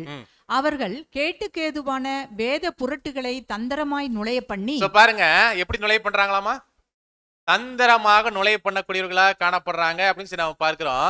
தங்களை கிரயத்துக்கு கொண்ட ஆண்டவரை மறுதலித்து. இங்கேயே நம்ம என்ன வார்த்தை பார்த்தோம்? அதே மறுதலித்தல் தான் இப்ப யாரும் பேசுறாங்க, பேதுருவும் பேசக்கூடியவராக காணப்படுறாங்க அப்படின்னு சொல்லி நாம பார்க்கிறோம். முதலாவது வார்த்தைகளுக்கு கவனம் கொடுக்கலாம் பாருங்க. கள்ள தீர்க்கதரிசிகளும் ஜனங்களுக்குள்ளே இருந்தார்கள். இதை நம்ம பார்க்கக்கூடியவர்களா காணப்படல. இது பெயர் சபைகளை குறித்து பேசுகிறது. அடுத்தது பாருங்க, அப்படியே உங்களுக்குள்ளும் கள்ள போதகர்களும் இருப்பார்கள். யாருக்குள்ள? ஆமா. சோ பாருங்க, உங்களுக்குள்ளும் கள்ள போதகர்கள் இருப்பாங்கன்னா நம்ம மத்தியில தான் காணப்படுவாங்க. யாரெல்லாம் கள்ள போதகர்கள்?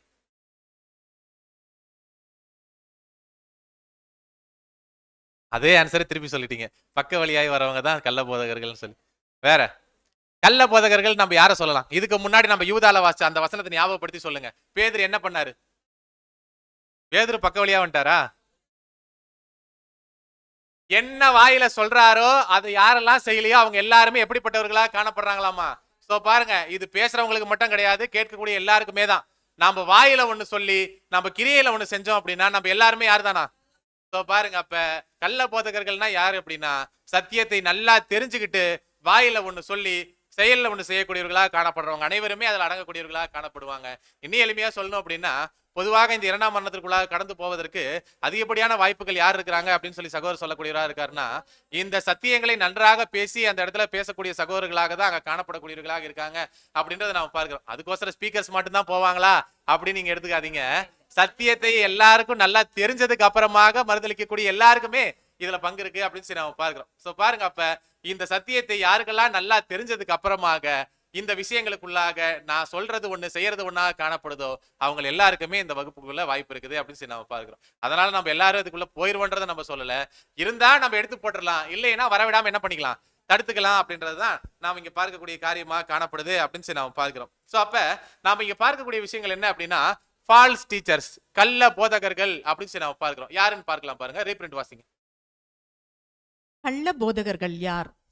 தேவனுடைய ஜனங்களின் நடுவிலே பொய் போதகர்கள் இருப்பார்கள் என்று பேதுரு இவ்வாறு உறுதியுடன் கூறுகிறார். அடுத்தது இப்போ நம்ம என்ன தெரிஞ்சுக்கலாம் அப்படின்னா, பொய் போதகர்கள்ன்றது இருப்பாங்கன்றதுக்கு உறுதி இருக்குது. அது 1530 எழுதிருக்காரு. அடுத்தது பாருங்க 2693. உண்மையை வஞ்சித்து இருளை ஒளி என்றும் என்ன சொல்றாங்களாமா? முதல்ல இருக்கிறது தான் முக்கியமான வார்த்தை. உண்மையை என்ன பண்ணிடுறாங்களாமா? சத்தியத்துல ஒரு மாதிரி இருக்கும், ஆனா வெளியில என்ன பண்ணிடுவாங்க, அதை வேற மாதிரி சொல்லிடுவாங்க. இருளை ஒளி என்றும் ஒளியை இருளென்றும் உரைப்பவர்கள், மேய்ப்பரின் கோலத்தை பூண்டவர்கள், ஆனால் சுயத்தை தேடுபவர்களும் ஓனாய் சுவாபம் உடையவர்களுமே, ஆடுகளுக்காக தங்களை பிராணனை விடாதவர்கள், ஆடுகளின் மாம்சத்தை. தமிழ்ல கொஞ்சம் கஷ்டமா இருக்கு, இங்கிலீஷ்ல ஆர்டிகல் சூப்பரா இருக்கு. நீங்க பாருங்க. மிஸ் ரெப்ரசன்டேட்டிங் அப்படின்னு சொல்லி சொல்லப்படுறது, அதாவது தப்பான முறையில காரியங்களை கொண்டு வந்து கொடுக்கறவங்க. அடுத்தது putting darkness for light and light for darkness, சத்தியத்தை இருக்கிறத ஒரு மாதிரியும் இல்லாத வேற மாதிரியும் பேசக்கூடியவர்கள். who pretended to be shepherds, அதாவது சத்தியங்களை நல்லா பேசக்கூடிய வகுப்பாரா காணப்படுறாங்க. but are செல்ஃப் சீக்கர்ஸ், சுய ஆதாரத்துக்கோசரம் இந்த காரியங்கள் என்ன பண்ணுவாங்களாமா, செய்யக்கூடிய வகுப்பாராக காணப்படுவாங்க. அவங்க பேசக்கூடிய எல்லா காரியங்களுமே யாருடைய ஆதாயத்துக்கு தான், அவங்களுடைய சுய ஆதாயத்துக்காக தான் காணப்படும் அப்படின்னு சொல்லி நாம பார்க்கிறோம். அப்புறம் உல்ஃபிஷ், உல்ஃபிஷ்னா என்ன, உல்ஃப்னா ஓனாய், உல்ஃபிஷ்னா என்னன்றது கேட்டோம். ஓனாயினுடைய சுபாவத்தை உடையவர்கள். ஓனாயினுடைய சுபாவம் என்ன அப்படின்னு சொல்லி நாம பார்க்கும்போது இருக்கிற இடமே தெரியாது, ஆனா என்ன பண்ணிரும், ஆட்டை பிடிச்சு கடிச்சு போடும். அங்கதான் இருப்பாங்க, ஆனா அங்கதான் இருக்காங்களான்றது என்ன பண்ண முடியாது, நம்மளால கண்டுபிடிக்கவே முடியாது. ஏன் கண்டுபிடிக்க முடியாது, ஏன்னா அவங்க நுழைந்த வழி எப்படியா காணப்படுது, பக்க வழியாக இருக்குது. அதனால சபையால என்னவே பண்ண முடியாதம்மா, கண்டுபிடிக்கவே முடியாது அப்படின்னு சொல்லி நம்ம பார்க்கிறோம். பாருங்க, அப்ப இந்த மாதிரி பக்க வழியா நுழையிற காரணத்தினால அவங்க கண்டுபிடிக்கவே முடியல அப்படின்னு சொல்லி நம்ம பார்க்கிறோம். ஏன் சபையால கண்டுபிடிக்க முடியல, ஏன் சபையால கண்டுபிடிக்க முடியல? இந்த மாதிரி இருக்கக்கூடியவர்களை எல்லாம் சபையில வந்து நியமிக்கக்கூடியவர்களே யாருதான், இந்த மாதிரி இருக்கக்கூடிய விஷயங்களை எல்லாம் சபையில நியமிக்கக்கூடியவர்களே யாருதான்? நான் கேட்ட கேள்வி புரியலையோ? சபை தான் என்ன பண்றாங்க அப்படின்னும் போது இவர்கள் நல்லாக அந்த இடத்துல செய்யறாங்க அப்படின்னு சொல்லி என்ன பண்றாங்க, முன்பாக அந்த இடத்துல செய்ய வைக்கிறாங்க அப்படின்னு சொல்லி நம்ம பார்க்கிறோம். அப்ப இதனுடைய முழு பொறுப்பு யாருக்கு தான், சபைக்கு தான் அப்படின்னு சொல்லி நாம பார்க்கிறோம். அப்ப சபையானது போதுமான அளவுக்கு இவங்களை பற்றி அந்த இடத்துல என்ன பண்ணல, அந்த இடத்துல தெரிந்து கொள்ளவில்லை அப்படின்னு சொல்லி நம்ம பார்க்கிறோம். அது சபையினுடைய இது இல்லை, ஏன்னா அவங்க பக்க வழியாக வந்திருக்காங்க. ஆனா அவங்க பக்க வழியாக வந்திருந்தாலும் இதை கண்டுபிடிக்கக்கூடிய நோக்கம் யார்கிட்ட தான் இருக்குது, சபை கிட்ட தான் இருக்குது. அப்படின்னா சபை முதல்ல என்ன பண்ணிருக்கணும், எது பக்க வழி எது நேர் வழின்னு சொல்லி அவங்க முதல்ல என்ன பண்ணிருக்கணும், அவங்க தெளிவாக அந்த இடத்துல காணப்பட்டிருக்கணும் அப்படின்னு சொல்லி நம்ம பார்க்கிறோம். அதனால அப்பதான் வந்து அவங்க உண்மையிலேயே சுய ஆதாயத்துக்கு கோச்சரம் செய்யறாங்களா இல்ல சபை கோச்சரம் செய்யறாங்களா அப்படின்றது என்ன பண்ண முடியும், கண்டுபிடிக்கக்கூடியவர்களா காணப்படுவாங்க அப்படின்னு சொல்லி நம்ம பார்க்கிறோம். 2 பேதுரு 2ஆம் அதிகாரம் 2ஆவது வசனம் வாசிங்க. டக்குன்னு வாசிங்க, ஒரு 3 பேஜ் தான் முடிச்சிடலாம். அவர்களுடைய கெட்ட நடக்கைகளை அநேகர் பின்பற்றுவார்கள், அவர்கள் நிமித்தம் சத்திய மார்க்கம் தூஷிக்கப்படும். பாருங்க, அவர்களுடைய கெட்ட நடக்கைகளை சிலர் பின்பற்றுவார்கள். கரெக்டா, அநேகர் பின்பற்றுவாங்களாமா. இதை குறித்து சகோதரர் சொல்லும் போது எப்படி சொல்றாரு அப்படின்னா, ரசல் அவர்கள் சொல்லும் போது இதை ஒரு நெகட்டிவான பாயிண்டா அவர் சொல்லல. நிறைய பேர் இவங்களை பின்பற்றுவாங்க, ஆனா பாசிட்டிவா ஒரு பாயிண்ட சொல்றாரு. என்னன்னு சொல்றாருன்னா, நிறைய பேர் பின்பற்றுவாங்க, ஆனா கொஞ்சம் பேர் அதுல என்ன ஆயிருவாங்களாமா, சஸ்டெயின் பண்ணிடுவாங்க. நிறைய பேர் அவங்களை பின்பற்றினாலும் கொஞ்சம் பேர் தேவனுக்கோசரம் என்ன பண்ணிடுவாங்களாமா, உண்மையாக வாழக்கூடிய ஒரு வகுப்பாராக அவங்க காணப்படக்கூடியவர்களாக இருப்பாங்க அப்படின்னு சொல்லி நாம பார்க்கிறோம். ஃபியூ மே ஸ்டாண்ட் அப்படின்னு சொல்லக்கூடியவராக காணப்படுறாரு. சோ பாருங்க, அப்ப இந்த மாதிரி எல்லாம் இவங்க இருக்கிற காரணத்தினாலதான் அவங்களால சபையால அவங்களை கண்டுபிடிக்க முடியல. இருந்தாலும் ஒரு தெளிவான ஒரு சிந்தனை இருந்துச்சு அப்படின்னா நிச்சயமா அவங்க என்ன பண்ணிடலாம், கண்டுபிடிக்கக்கூடியவர்களாக காணப்படலாம் அப்படின்னு சொல்லி நாம பார்க்கிறோம். இந்த செல்ஃபிஷ் உல்ஃபிஷ் நேச்சர் எல்லாம் சபை என்ன பண்ணிடலாம், அவங்களுக்குள்ளாக என்ன இருக்கணும், இப்ப நமக்குள்ள என்ன இருக்கணும், இப்ப நமக்குள்ள கொடுக்கப்பட்ட சத்திய ஒளி பிரகாசமாக எழுதா மட்டும்தான் அந்த வெளிச்சத்துல இதெல்லாம் என்ன பண்ண முடியும், கண்டுபிடிக்க முடியும். இல்லைன்னா இருட்டுக்குள்ள நம்ம இது எல்லாத்தையும் பார்க்காம விட்டுருவோம் அப்படின்னு சொல்லி நம்ம பார்க்கிறோம். அடுத்த கேரக்டருக்குள்ள நம்ம கடந்து போகலாம். அடுத்தது யூதா 8ஆவது வசனம் வாசிங்க. அப்படி போலவே சொப்பனக்காரராகிய இவர்களும் மாம்சத்தை அசுசிப்படுத்தி கொண்டு கர்த்தத்துவத்தை அசட்டை பண்ணி மகத்துவங்களை தூஷிக்கிறார்கள். பாருங்க, இவர்கள் அடுத்தது எப்படி இருக்காங்க அப்படின்னா, சொப்பனக்காரர்களாகிய இவர்கள் அப்படின்னு சொல்லி சொல்றோம். சொப்பனக்காரர்கள்னா கனவு காண்றவர்கள். நான் சொன்ன அது தூய தமிழ நீங்க வந்து நேரடி தமிழ்ல சொன்னதுக்கு ரொம்ப நன்றி. அடுத்தது சொப்பனக்காரர்கள்னா என்ன, இங்கிலீஷ்ல வாசிக்க முடியுமா, டிபி இருக்கா? சரி, ஓகே, நான் இங்கிலீஷ்ல சொல்றேன் பாருங்க. These dreamers make the flesh unclean அப்படின்னு சொல்லி சொல்றாங்க. அதாவதுன்னா இந்த சொப்பனக்காரர்கள் என்ன பண்றாங்க அப்படின்னா, அவர்கள் சொந்த சரீரத்தை என்ன பண்ணிக்கிறாங்க அப்படின்னா அன்கிளீன்டா வச்சுக்கிறாங்க. அதாவது என்ன சொல்றது அப்படின்னா வந்து சுத்தமில்லாத ஒரு மனிதர்களாக அவங்க காணப்படுறாங்க அப்படின்றத நம்ம எடுத்துக்கொள்ளலாம். சுத்தமில்லாத யோசனைகள் அப்படின்னு நம்ம எடுத்துக்கலாம். பாருங்க, இந்த சொப்பனக்காரர்களுக்கு தெளிவா சகோதரர் சொல்லக்கூடிய கருத்து என்ன அப்படின்னா, அன்கிளீன்ட் தாட்ஸை வைத்திருக்கக்கூடியவர்களாக காணப்படுறாங்க அப்படின்னு சொல்லி நம்ம பார்க்கிறோம். சுத்தமில்லாத யோசனைகளை வைத்துக் கொள்ளக்கூடியவர்களாக காணப்படுறாங்க. இந்த சுத்தமில்லாத யோசனைக்கு நம்ம எப்படி நம்ம ஒரு எக்ஸாம்பிள் சொல்லலாம், சொல்லுங்க. சுத்தமில்லாத யோசனை, இப்ப நான் வந்து உங்களை வந்து பாக்குறேன், இப்ப நான் உங்களை வந்து என் மனசுல வந்து நினைக்கிறேன், என் மனசுல அது தப்பா வந்துருச்சு. ஆனா உண்மையிலேயே வந்து நீங்க உங்க மனசுல வந்து சரியாதான் இருந்திருப்பீங்க. ஆனா நான் தப்பா நினைச்சுக்கிட்டேன் அப்படின்றதுனால வந்து நீங்க தப்பானவர்கள் சொல்ல முடியுமா? என்ன சொல்றாரு அப்படின்னா வந்து அன்கிளீன் தாட்ஸ் எப்படி வரும் அப்படின்னு சொல்லி சொல்றாருன்னா, ஒரு எக்ஸாம்பிள் தான் இது. ஒரு சகோதரன் ஆரம்ப காலத்துல வந்து அவர் வந்து இந்த கிறிஸ்துவ குணலட்சணத்துல கொஞ்சம் குறைவுள்ளவர்களாக காணப்பட்டிருக்காங்க அப்படின்னு சொல்லி வச்சுக்கோங்க. அவங்க திருப்பி மனம் மாறி தேவனுக்காகவும் கர்த்தருக்காகவும் வாழ்க்கையை வாழணும்னு சொல்லி நல்ல ஒரு மனம் மாற்றத்துக்குள்ளாக தான் கடந்து வந்துட்டு இருப்பாங்க. ஆனா அவங்கள ஆரம்பத்தில் நம்ம என்ன காரியத்தில் நம்ம பார்த்தோமோ அதே காரியங்களை வச்சுட்டே கடைசி வரைக்கும் பார்த்துட்டு இருந்தா சரியா இருக்குமா? இதுதான் அன்கிளீன்டு தாட்ஸ்.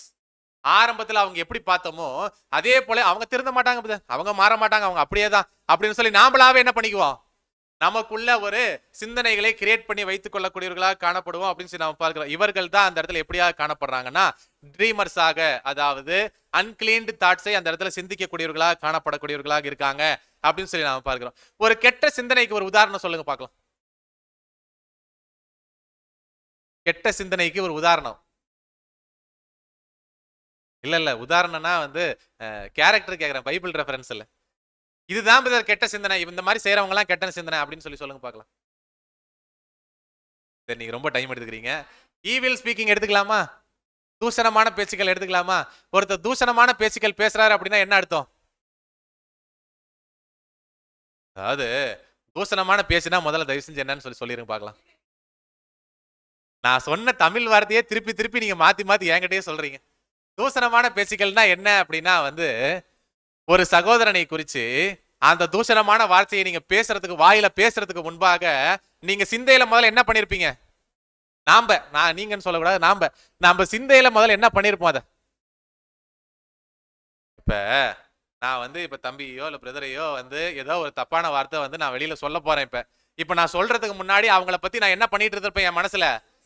இவங்க இந்த மாதிரிலாம் இருந்திருப்பாங்க, இவங்க இந்த மாதிரி தான் இருக்காங்க, இவங்க மாறவே மாட்டாங்க அப்படின்னு சொல்லி என் மனசுக்குள்ள அதை போட்டு போட்டு போட்டு போட்டு டெய்லி அவங்கள பத்தியே நான் என்ன பண்ணிட்டு இருக்கேன், சிந்திச்சிட்டு இருந்துட்டு இதை நான் போய் மத்தவங்கள்ட்ட என்ன பண்றேன், இப்ப ஈவில் ஸ்பீக்கிங்கா சொல்லக்கூடியவனா காணப்படுறேன். இதுக்கு பேர் தான் என்ன அப்படின்னா அன்கிளீன்டு தாட்ஸ், அதாவது கெட்ட சிந்தனைகள், அதாவது சுத்தமில்லாத சிந்தனைகளாக காணப்படுது அப்படின்னு சொல்லி நாம பார்க்கிறோம். சோ இந்த மாதிரி சுத்தமில்லாத சிந்தனைகள் எப்படியாக காணப்படுது அப்படின்னா எனக்குள்ளாக ஏற்கனவே அவங்களை குறித்து நான் என்ன பண்ணிட்டே இருந்திருக்கிறேன், சிந்திச்சுக்கிட்டே இருந்திருக்கேன். நான் சிந்திக்க வேண்டியது என்ன? நான் சிந்திக்க வேண்டியது என்ன? நான் நீங்க உங்களை எடுத்துக்கங்க, நான் என்னை கேட்கிறேன், நீங்க உங்களை கேட்டுங்க. நாம சிந்திக்க வேண்டியது என்ன? கிறிஸ்துவின் சிந்தையை எப்படி நாம பெற்றுக்கொள்வது மாத்திரம்தான் நம்ம சிந்திக்கணுமே தவிர அடுத்தவங்களுடைய வாழ்க்கையை குறித்து நான் சிந்திக்கிட்டு இதுதான் அன்கிளீன் தாட்ஸாக அங்க காணப்படுது அப்படின்னு சொல்லி நம்ம பார்க்கிறோம். அடுத்தது அவங்க என்ன பண்றாங்க பாருங்க, மாம்சத்தை அசித்திப்படுத்தி கொண்டு கர்த்தத்துவத்தை அசட்டை பண்ணக்கூடிய வகுப்பாராக காணப்படுறாங்க. கர்த்தத்துவம்னா என்ன? கர்த்தத்துவம்னா என்ன? அத்தாரிட்டி, அதுக்கு பேர் தான் கர்த்தத்துவம். அத்தாரிட்டினா அதுக்கு ஒரு அர்த்தம் சொல்லணும். இப்ப அத்தாரிட்டி அப்படின்னா நம்மளுக்கு அந்த இடத்துல நாம இப்படி எல்லாம் வாழணும், இப்படி எல்லாம் செய்யுங்கன்னு சொல்லி கொடுக்கக்கூடிய வகுப்பாராக காணப்படுறாங்க இல்லையா? இன்னும் எளிமையா சொல்லணும்னா நம்மளை விட சத்தியத்துல கொஞ்சம் வளர்ந்தவங்களாக இருக்கக்கூடியவர்கள் சொல்லி வச்சுக்கலாம். இந்த மாதிரி சத்தியத்துல வளர்ந்தவர்களாக இருக்கக்கூடியவர்கள் நம்ம கிட்ட ஏதாவது வந்து ஒண்ணு சொல்றாங்க அப்படின்னா அந்த சொல்லக்கூடிய வாசைகளை உதாசீனப்படுத்தக்கூடிய காரியங்கள் தான் இந்த கர்த்தத்துவத்தை அசட்டை பண்ணக்கூடிய வகுப்பாராக காணப்படுறாங்க அப்படின்னு சொல்லி நம்ம பார்க்கிறோம். இப்ப ஒன்றும் இல்ல, நம்ம ஒரு தப்பான காரியங்கள் தேவனுடைய விஷயங்கள்ல இருந்து நம்ம செய்யக்கூடியவர்களா. இப்ப இன்னும் எளிமையா சொல்றோம் பாருங்க, இப்ப சபைக்கு நம்ம வந்து ஒரு 2 வாரம் 3 வாரமா வரல, ஒரு வாரம் நம்ம வந்து ஏதோ சுய வேலை இருக்குது அதனால நம்ம போயிட்டோம். ஆனா 2வது வாரமும் 3வது வாரமும் நம்ம என்னுடைய சொந்த காரியங்களுக்கோசம் நான் வீட்டிலேயே வேணும்னே நான் இருந்துக்கிட்டேன் அப்படின்னு சொல்லி வைங்க. இப்ப வந்து நம்மளை வழி நடத்தக்கூடியவர்கள் அந்த இடத்துல வந்து சொல்றாங்க அப்படின்னா இதை நம்ம எப்படி எடுத்துக்கணும்?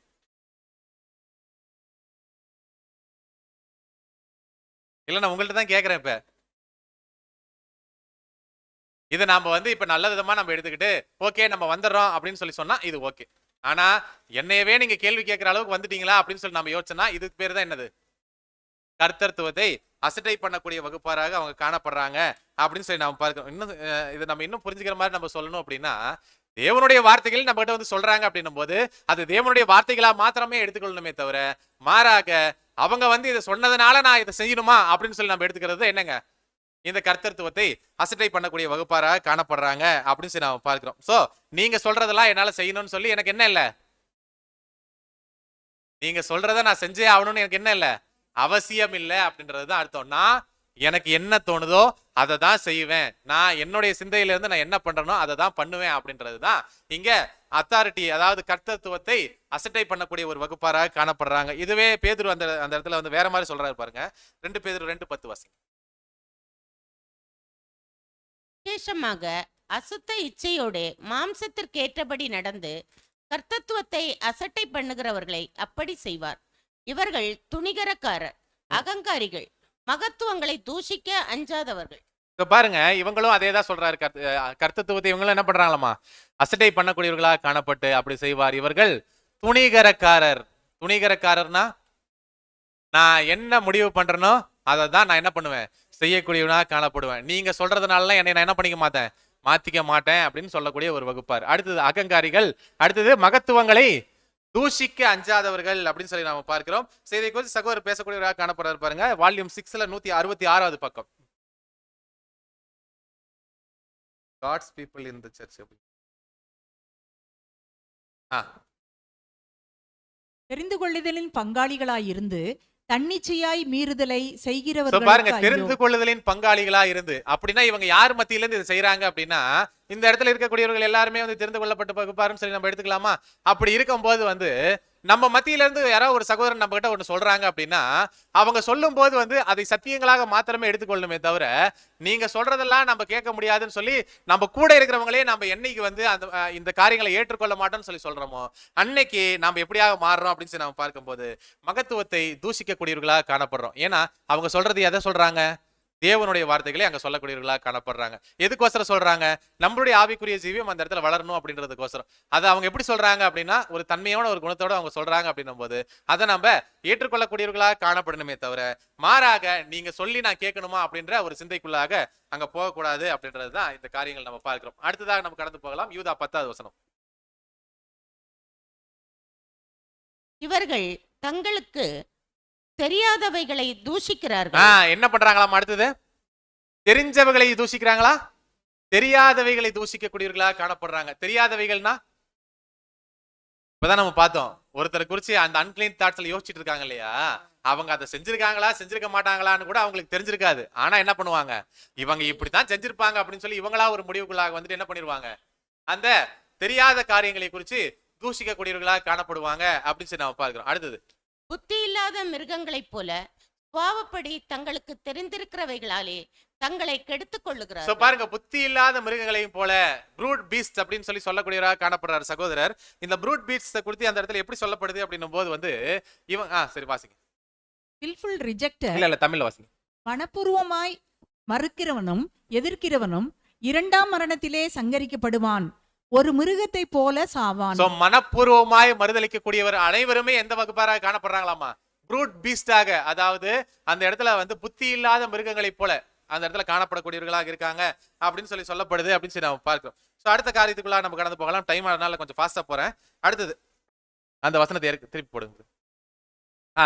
அடுத்தது நம்ம பார்க்கும்போது வந்து இவர்களை குறித்து சொல்லக்கூடிய காரியங்கள் யூதா 4வது வசனம் போடுங்க திருப்பி.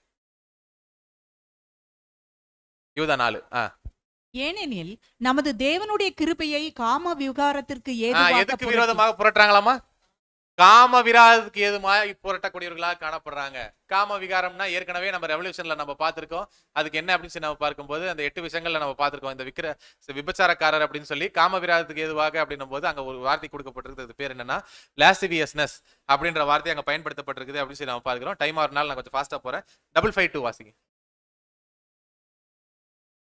தற்பெருமை பாராட்டி சத்தியத்தின் பிரசித்தத்தை பயன்படுத்தி தங்கள் சுய அதிகாரத்தை வேஷமான ஞானத்தையும் பெருக்கிக் கொண்டு துர் உபதேசங்களை பிரவேசிக்க பண்ணுகிறார்கள். பாருங்க, இவர்கள் தான் இந்த காம விகாரக்காரர்களாக காணப்படுறாங்க. அதாவதுனா தற்பெருமைக்காக செய்யக்கூடியவர்களாக காணப்படுவாங்க அப்படின்னு சொல்லி நாம பார்க்கிறோம். பாருங்க, இந்த தற்பெருமைக்கோசரம் என்ன பண்றாங்க அப்படின்னா, சத்தியத்தின் பிரசித்தியத்தை பயன்படுத்தி தங்கள் சுய அதிகாரத்தை வேஷமாக பாருங்க வேஷமான ஞானத்தையும் பெருக்கிக் கொண்டு பாருங்க. அப்படின்னா இந்த சத்தியத்தை எதுக்கோசரம் பயன்படுத்துவாங்க அப்படின்னா வந்து தங்களுடைய தற்பெருமைக்கோசரம் என்ன பண்ணிக்குவாங்களாமா, பயன்படுத்தக்கூடியவர்களாக காணப்படுவாங்க அப்படின்னு சொல்லி நம்ம பார்க்கிறோம்.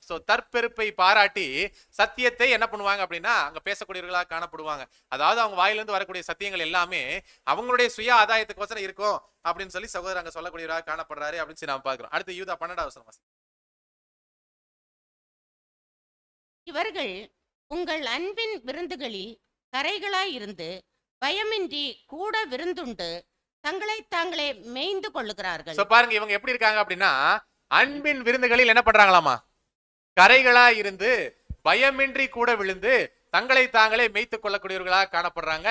இவர்கள் காற்றுகளால் அடியுண்டு ஓடுகிற தண்ணீரை போன்ற மேகங்களும் இலையுதிர்ந்து கனியற்று 2 தரம் செத்து வேறற்று போகிற மரங்களாக காணப்படுறாங்க அப்படின்னு சொல்லி இது எல்லாமே செகண்ட் டெத்தை குறித்து தான் பேசுது. ஒண்ணு நம்ம டக்கு நம்ம பாத்திரலாம் பாருங்க.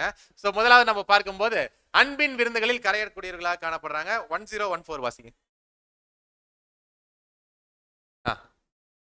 இவை கர்த்தருடைய மரணத்தை நினைவு கூறும் ராப்போஜனம் அல்ல, மாறாக ஒரு சாதாரண போஜனம், நன்றி அறிதலோடும் ஆனந்தத்தோடும் கை கொள்ளப்படுகிற ஒரு தேவ அன்பின் விருந்து. சோ பாருங்க, அந்த அன்பின் விருந்துல என்ன மட்டும்தான் செய்யணும் அப்படின்னா நன்றி அறிதலும் ஆனந்தத்தோட கை கொள்ளக்கூடிய ஒரு தேவனுடைய அன்பின் விருந்தாக காணப்படுது அப்படின்னு சொல்லி நம்ம பார்க்கிறோம். அதாவது லவ் ஷேர் பண்ணக்கூடிய ஒரு விருந்தாக அங்க காணப்படணும், அன்பை மட்டுமே பரிமாறக்கூடிய ஒரு விருந்தாக அங்க காணப்படணும் அப்படின்னு சொல்லி நம்ம பார்க்கிறோம். ஆனா இவர்கள் வரக்கூடியவர்கள் இந்த அன்பின் விருதுல என்ன ஆயிடுவாங்க அப்படின்னா கரைப்பட்டு வரக்கூடியவர்களாக காணப்படுவாங்க. எப்படி கரைப்பட்டு இருப்பாங்க அப்படின்றத பாருங்க. பேதுரு சொல்றாரு, 2 பேதுரு 2:13 வசனம்.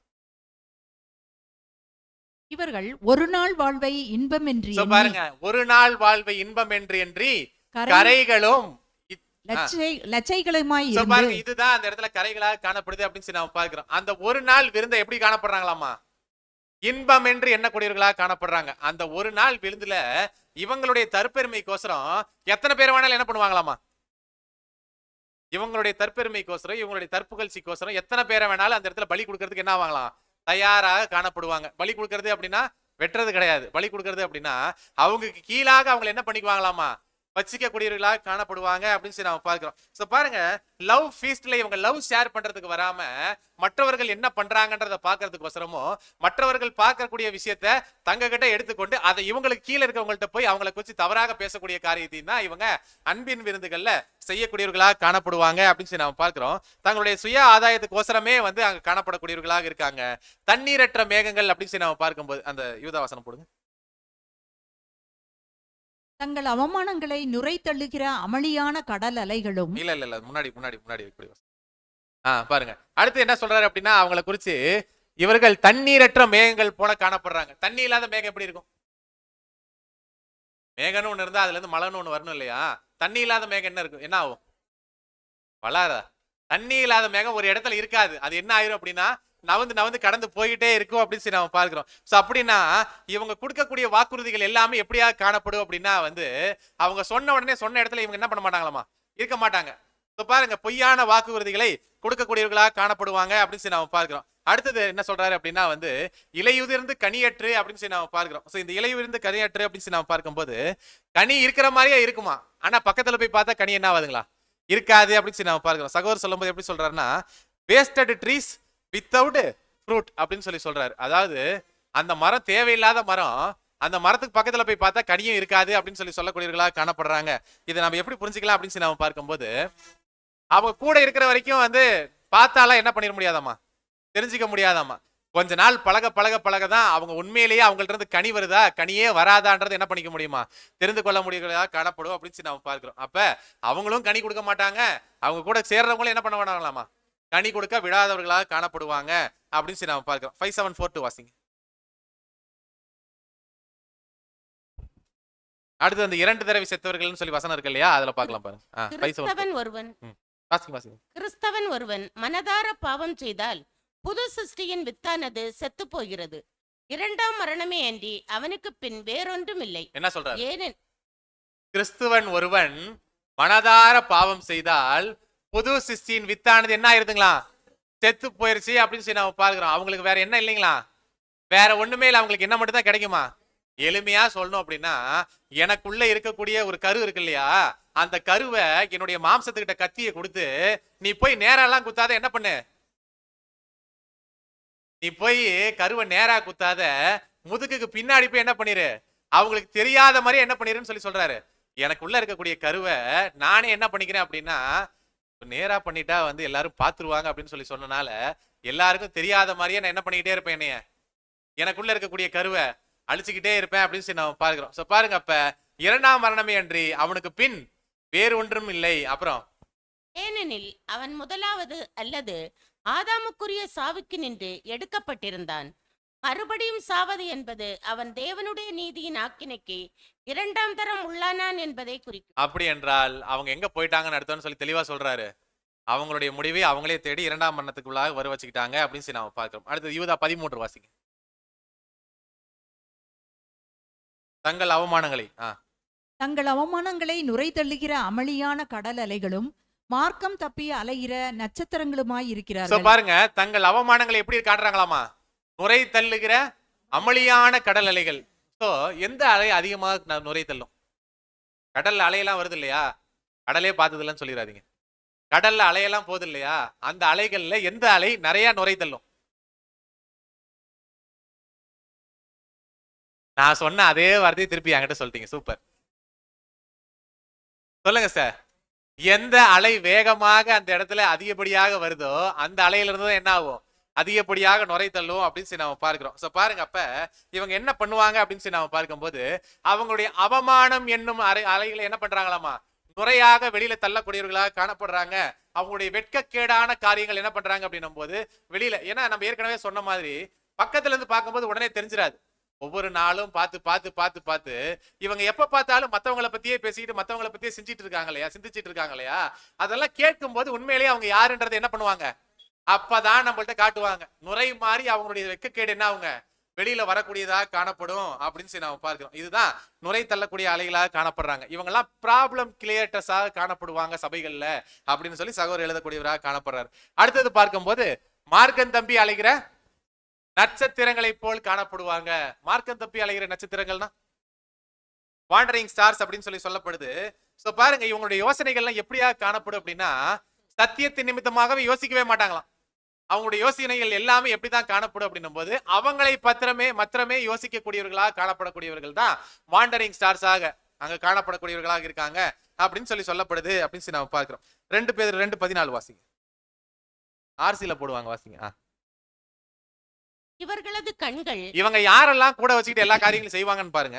கற்பனறி இழந்த பெண்களையே நாடுகின்றன, பாவத்தை விட்டு ஓய்வதே இல்லை. இவர்கள் மன உறுதி அற்றவர்களை மயக்கி. யார பிடிக்கிறாங்களாமா? மன உறுதி அற்றவர்களை மயக்கி தம்வயப்படுத்துகிறார்கள். பேராசையில் ஊறிய உள்ளம் கொண்ட இவர்கள் சாபத்துக்குள்ளாவார்கள். அப்படின்னா இவங்களுக்கு கீழாக இருக்கக்கூடியவர்கள் எல்லாம் யாரு தானாங்களா? மனம் உறுதி அற்றவர்களாக காணப்படுறாங்க. எளிமையா சொல்லணும் அப்படின்னா ஒண்ணு சத்தியத்துல அந்த அளவுக்கு தேறினவர்களாக காணப்பட மாட்டாங்க. அந்த 3 ஆடுகளை பற்றி பேதுருவிட்ட சொல்லும் போது மூணாவதாக ஒரு ஆடு சொல்றாரு இல்லைங்களா, ஆட்டுக்குட்டிகள். அந்த ஆடுகளும் நடுவுல ஒரு ஆடு சொல்றாரு இல்லைங்களா, சரி ஆரம்பத்துல ஒரு ஆடு சொல்றாருங்களா. அதாவது 2 ஆடுகள், ஒரு ஆடு நல்ல சத்தியத்தை தெரிஞ்ச ஆடு, மீதி 2 ஆடுல ஒரு ஆடு எப்படிப்பட்ட ஆடுனா ஆரம்ப காலத்துல இருந்து சத்தியத்துல இருந்திருப்பாங்க, ஆனா உள்ளுக்குள்ள சத்தியம் அந்த அளவுக்கு தெரியாத காணப்படுவாங்க. இன்னொரு ஆடு அப்பதான் புதுசாக சத்தியத்துக்குள்ள வந்திருக்கும். சோ பாருங்க, இந்த 2 ஆடுகளை தான் என்ன பண்ணுவாங்க அப்படின்னா இவங்களுக்கு கீழாக என்ன பண்ணிக்குவாங்க? வைத்துக் கொள்வதற்கு முயற்சிகளை எடுப்பாங்க. மன உறுதி அற்றவர்களை இவங்க கிட்ட அந்த இடத்துல சேர்த்து கொள்ளக்கூடியவர்களாக காணப்படுவாங்க. அவங்க கிட்ட இவங்களுடைய தற்புகழ்ச்சிகளை அந்த இடத்துல பேசி பேசி என்ன பண்ணுவாங்க அப்படின்னும் போது அந்த சத்தியங்களை இவங்களுக்கு சாதகமாக பயன்படுத்தி கொண்டு இவர்களுடைய சுய ஆதாயத்தையே அந்த இடத்துல வெளியில கொண்டு வரக்கூடியவர்களாக காணப்படுவாங்க அப்படின்னு சொல்லி அந்த இடத்துல சொல்லப்படுது அப்படின்னு சொல்லி நாம பார்க்கிறோம். இப்ப நம்ம பார்த்த இந்த எல்லா காரியங்களையும் கன்க்ளூஷனாக 3 கேரக்டருக்குள்ளாக யூதா அந்த இடத்துல கன்க்ளூட் பண்ணக்கூடியவராக காணப்படுறார். யார் யார் சொல்லுங்க. யூதா வாச்சிருந்தீங்கன்னா தெரிஞ்சிருக்கும். அப்புறம் 2 பேர் சொல்லிட்டீங்க. சோ பாருங்க, இங்க 3 கேரக்டர் அங்க சொல்லப்படுது. யூதா 11வது வசனம் வாசிங்க. இந்த 3 கேரக்டர்ஸ் பார்த்து நம்ம முடிச்சிடலாம், அவ்வளவுதான். இவர்களுக்கு ஐயோ, இவர்கள் காயினுடைய வழியிலே நடந்து பீலையாம் கூலிக்காக செய்த வஞ்சகத்திலே விரைந்தோடி கோரா எதிர்த்து பேசின பாவத்துக்கு உள்ளாகி கெட்டு போனார்கள். இந்த 3 பேரினுடைய கேரக்டர்ஸ் தான் செகண்ட் டெத்துக்கு அந்த இடத்துல பூரா மேட்ச் ஆகக்கூடியதாக காணப்படுதுன்னு சொல்லி இங்க யூதா பேசக்கூடியவராக காணப்படுறாரு அப்படின்னு சொல்லி நாம பார்க்கிறோம். சோ பாருங்க, those ones among the elect who commit willful sin, அதாவது விருப்பமுள்ள பாவங்களை செய்யக்கூடியவர்கள் தான் இந்த மாதிரி வகுப்பாராக அங்க காணப்படக்கூடியவர்களாக இருக்காங்க. S223 வாசிங்க. செர்மன்ஸ்ல 223வது செர்மன் வாசிங்க. பெருமை, பிரிவினை, மேட்டிமை ஆகிய ஆவிகள் தவறான வழியின் முக்கிய அடையாளங்களாய் இருக்கின்றன. அவைகள் கெட்ட கனியை தரும். அவைகள் துணிகரமும் மேட்டிமையும் உள்ள கள்ள சகோதரர்களையும் உபத்திரவப்படுத்துகிறவர்களையும் உண்டாக்கும். சோ பாருங்க, இந்த மாதிரி வகுப்பார் தான் இந்த 3 பேர்ல நம்ம இப்ப பார்க்கக்கூடியவர்களாக காணப்படுறோம். முதல் யாரு? முதல்ல இவர்கள் காயினுடைய வழியில் நடந்து அப்படின்னு சொல்லி நாம பார்க்கிறோம். சோ காயின் பண்ணது என்ன? டக்கு டக்குன்னு சொல்லிருங்க. காயின் தன்னுடைய சகோதரன் என்ன பண்றாருங்க? கொலை பண்ணக்கூடிய எதுக்கோசரம்? பொறாமையினாலயா? நீங்க நல்லா யோசிச்சு பாருங்க. காயின் வந்து கோவப்பட்டிருக்கணும், யாரு மேல நியாயமா கோவப்பட்டிருக்கணும்? இதுல ஆபேல் என்ன தப்பு பண்ணாரு? சோ தேவன் இங்க காயினுக்கு வந்து ஒரு மிகப்பெரிய ஒரு லெசனை தான் காட்டியிருக்காரு. ஆபேலினுடைய பலியை அங்கீகரிக்கிறதின் மூலியமாக காயினுக்கு அது மிகப்பெரிய லெசனாக தான் அந்த காணப்பட்டிருக்குது. ஒரு பலின்றது ஒண்ணு செலுத்தினாங்க அப்படின்னா அது இப்படி செலுத்தினாதான் அங்கீகரிக்கப்படும் சொல்லி ஆபேலுடைய பலியை பார்த்து காயின் என்ன பண்ணிருக்கணுங்க? இப்படிதான் பலி செலுத்தணும்னு சொல்லி அந்த இடத்துல கத்திருந்திருக்கணும். ஆனா அவர் என்ன பண்ணிட்டாரு அப்படின்னா அவசரப்பட்டு பலி செலுத்தக்கூடியவர், அதாவது பலி யாருக்கு செலுத்துறாங்களோ அவங்கள்ட்ட போய் வந்து நான் என்ன மாதிரி பலி செலுத்தணும்னு கேட்கறதுக்கு பதிலாக பக்கத்துல பலி செலுத்தணும்னு என்ன பண்ணிட்டாங்க? இவரு கொன்னுட்டாரு அப்படின்னு சொல்லி நாம பார்க்கிறோம். இது எதுக்கு அடையாளமாக காணப்படுது அப்படின்னா நம்ம மத்தியில் இருக்கக்கூடிய சகோதர சகோதரிகள் மத்தியிலே நம்ம என்ன பண்றோம் அப்படின்னு சொல்லி நம்ம பார்க்கும்போது கம்பாரிசன்ஸ் அந்த இடத்துல என்ன பண்றாங்க? வைக்கக்கூடியவர்களாக காணப்படுறோம் அப்படின்னு சொல்லி நம்ம பார்க்கிறோம். நம்ம நியாயமா கேட்கக்கூடியது தேவன் கிட்ட தான் போய். ஆனா நம்ம பெரும்பான்மையான நேரங்கள்ல நம்மளுடைய நேரங்களை எதுக்கு தான் செலவு பண்றோம் அப்படின்னும் போது அவங்களுடைய வாழ்க்கையில இப்படி நடந்துருச்சு, இவங்களுடைய வாழ்க்கையில இப்படி இருக்குது, அவங்க எல்லாம் நல்லா இருக்கிறாங்களே, இவங்கெல்லாம் எப்படி இருக்காங்களே, நாம ஆரம்பத்துல இருந்து நல்லா தானே ஓடணும், ஆனா நமக்கு மட்டும் ஏன் இதெல்லாம் நடக்க மாட்டேங்குது அப்படின்னு சொல்லி இந்த மாதிரி சிந்தனைகளே நம்ம என்ன பண்ணிட்டு இருக்கோம்? சிந்திச்சுட்டு இருக்கக்கூடியவர்களா காணப்படுறோம் அப்படின்னு சொல்லி நம்ம பார்க்கிறோம். சோ பாருங்க, ஆப்பர்ச்சுனிட்டிஸ் தேவன் கொடுக்கிறாரு அப்படின்னா அதை நமக்கு எப்படின்றத தான் நம்ம யோசிக்கணுமே தவிர மாறாக அவங்களுக்கு மட்டும் தேவன் இந்த மாதிரி செஞ்சுட்டாரேன்ற நம்ம என்ன பண்ணக்கூடாது? யோசிக்கக்கூடியவர்களா காணப்படக்கூடாது அப்படின்னு சொல்லி நம்ம பார்க்கிறோம். சோ இதுதான் முதலாவது காயினை குறித்து நம்ம பார்க்கக்கூடிய காரியம். அடுத்தது இரண்டாவது பீலையாம் கடந்து போகலாம். இந்த பீலையாம் தான் இந்த லேசிவியஸ்னஸுக்கு வந்து மிகப்பெரிய ஒரு உதாரணம்.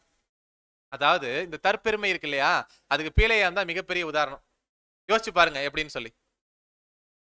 முதல்ல வந்து இவர்கிட்ட வந்து கேட்கக்கூடியவர்களா காணப்படுறாங்க, இவங்களை எப்படியாவது சபிச்சிருங்க அப்படின்னு சொல்லி. என்ன சொல்றாரு? நான் ஒரு தேவனுடைய ஊழியக்காரன், நான் போய் இதெல்லாம் செய்ய முடியுமா அப்படின்னு சொல்லி என்ன பண்றாருங்க?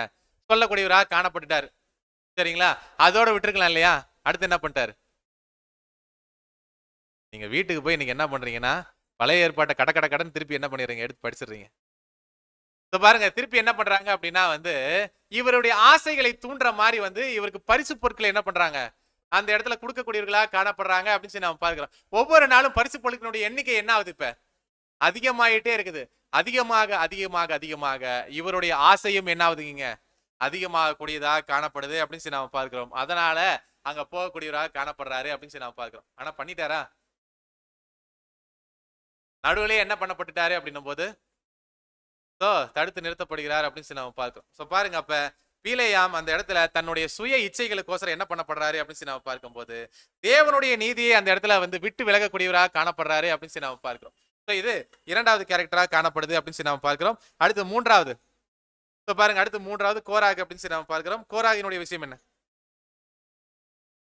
அவங்க மோசேக்கும் ஆரோனுக்கும் விரோதமாக பேசல. யாருக்கு விரோதமாக பேசினாங்க அப்படின்னா தேவனுக்கு விரோதமாக பேசக்கூடியவர்களாக காணப்படுறாங்க அப்படின்னு சொல்லி நம்ம பார்க்கிறோம். சகோதரர் சொல்லும் போது எப்படி சொல்றாருன்னா he challenged the authority அப்படின்னு சொல்லி சொல்றாரு.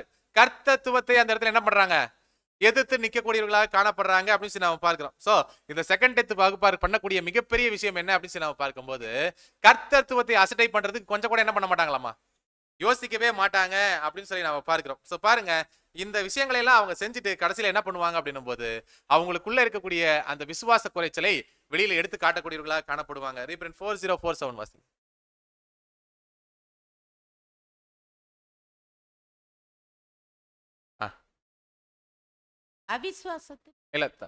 Not afraid to speak evil of dignities. அதாவது அங்க அவங்களுக்கு மேல இருக்கக்கூடியவர்களுக்கு அந்த இடத்துல வந்து எதிர்த்து பேசுறதுக்கு அவங்க என்ன பண்ண மாட்டாங்களாமா? பயப்படவே மாட்டாங்க அப்படின்னு சொல்லி நம்ம பார்க்கிறோம்.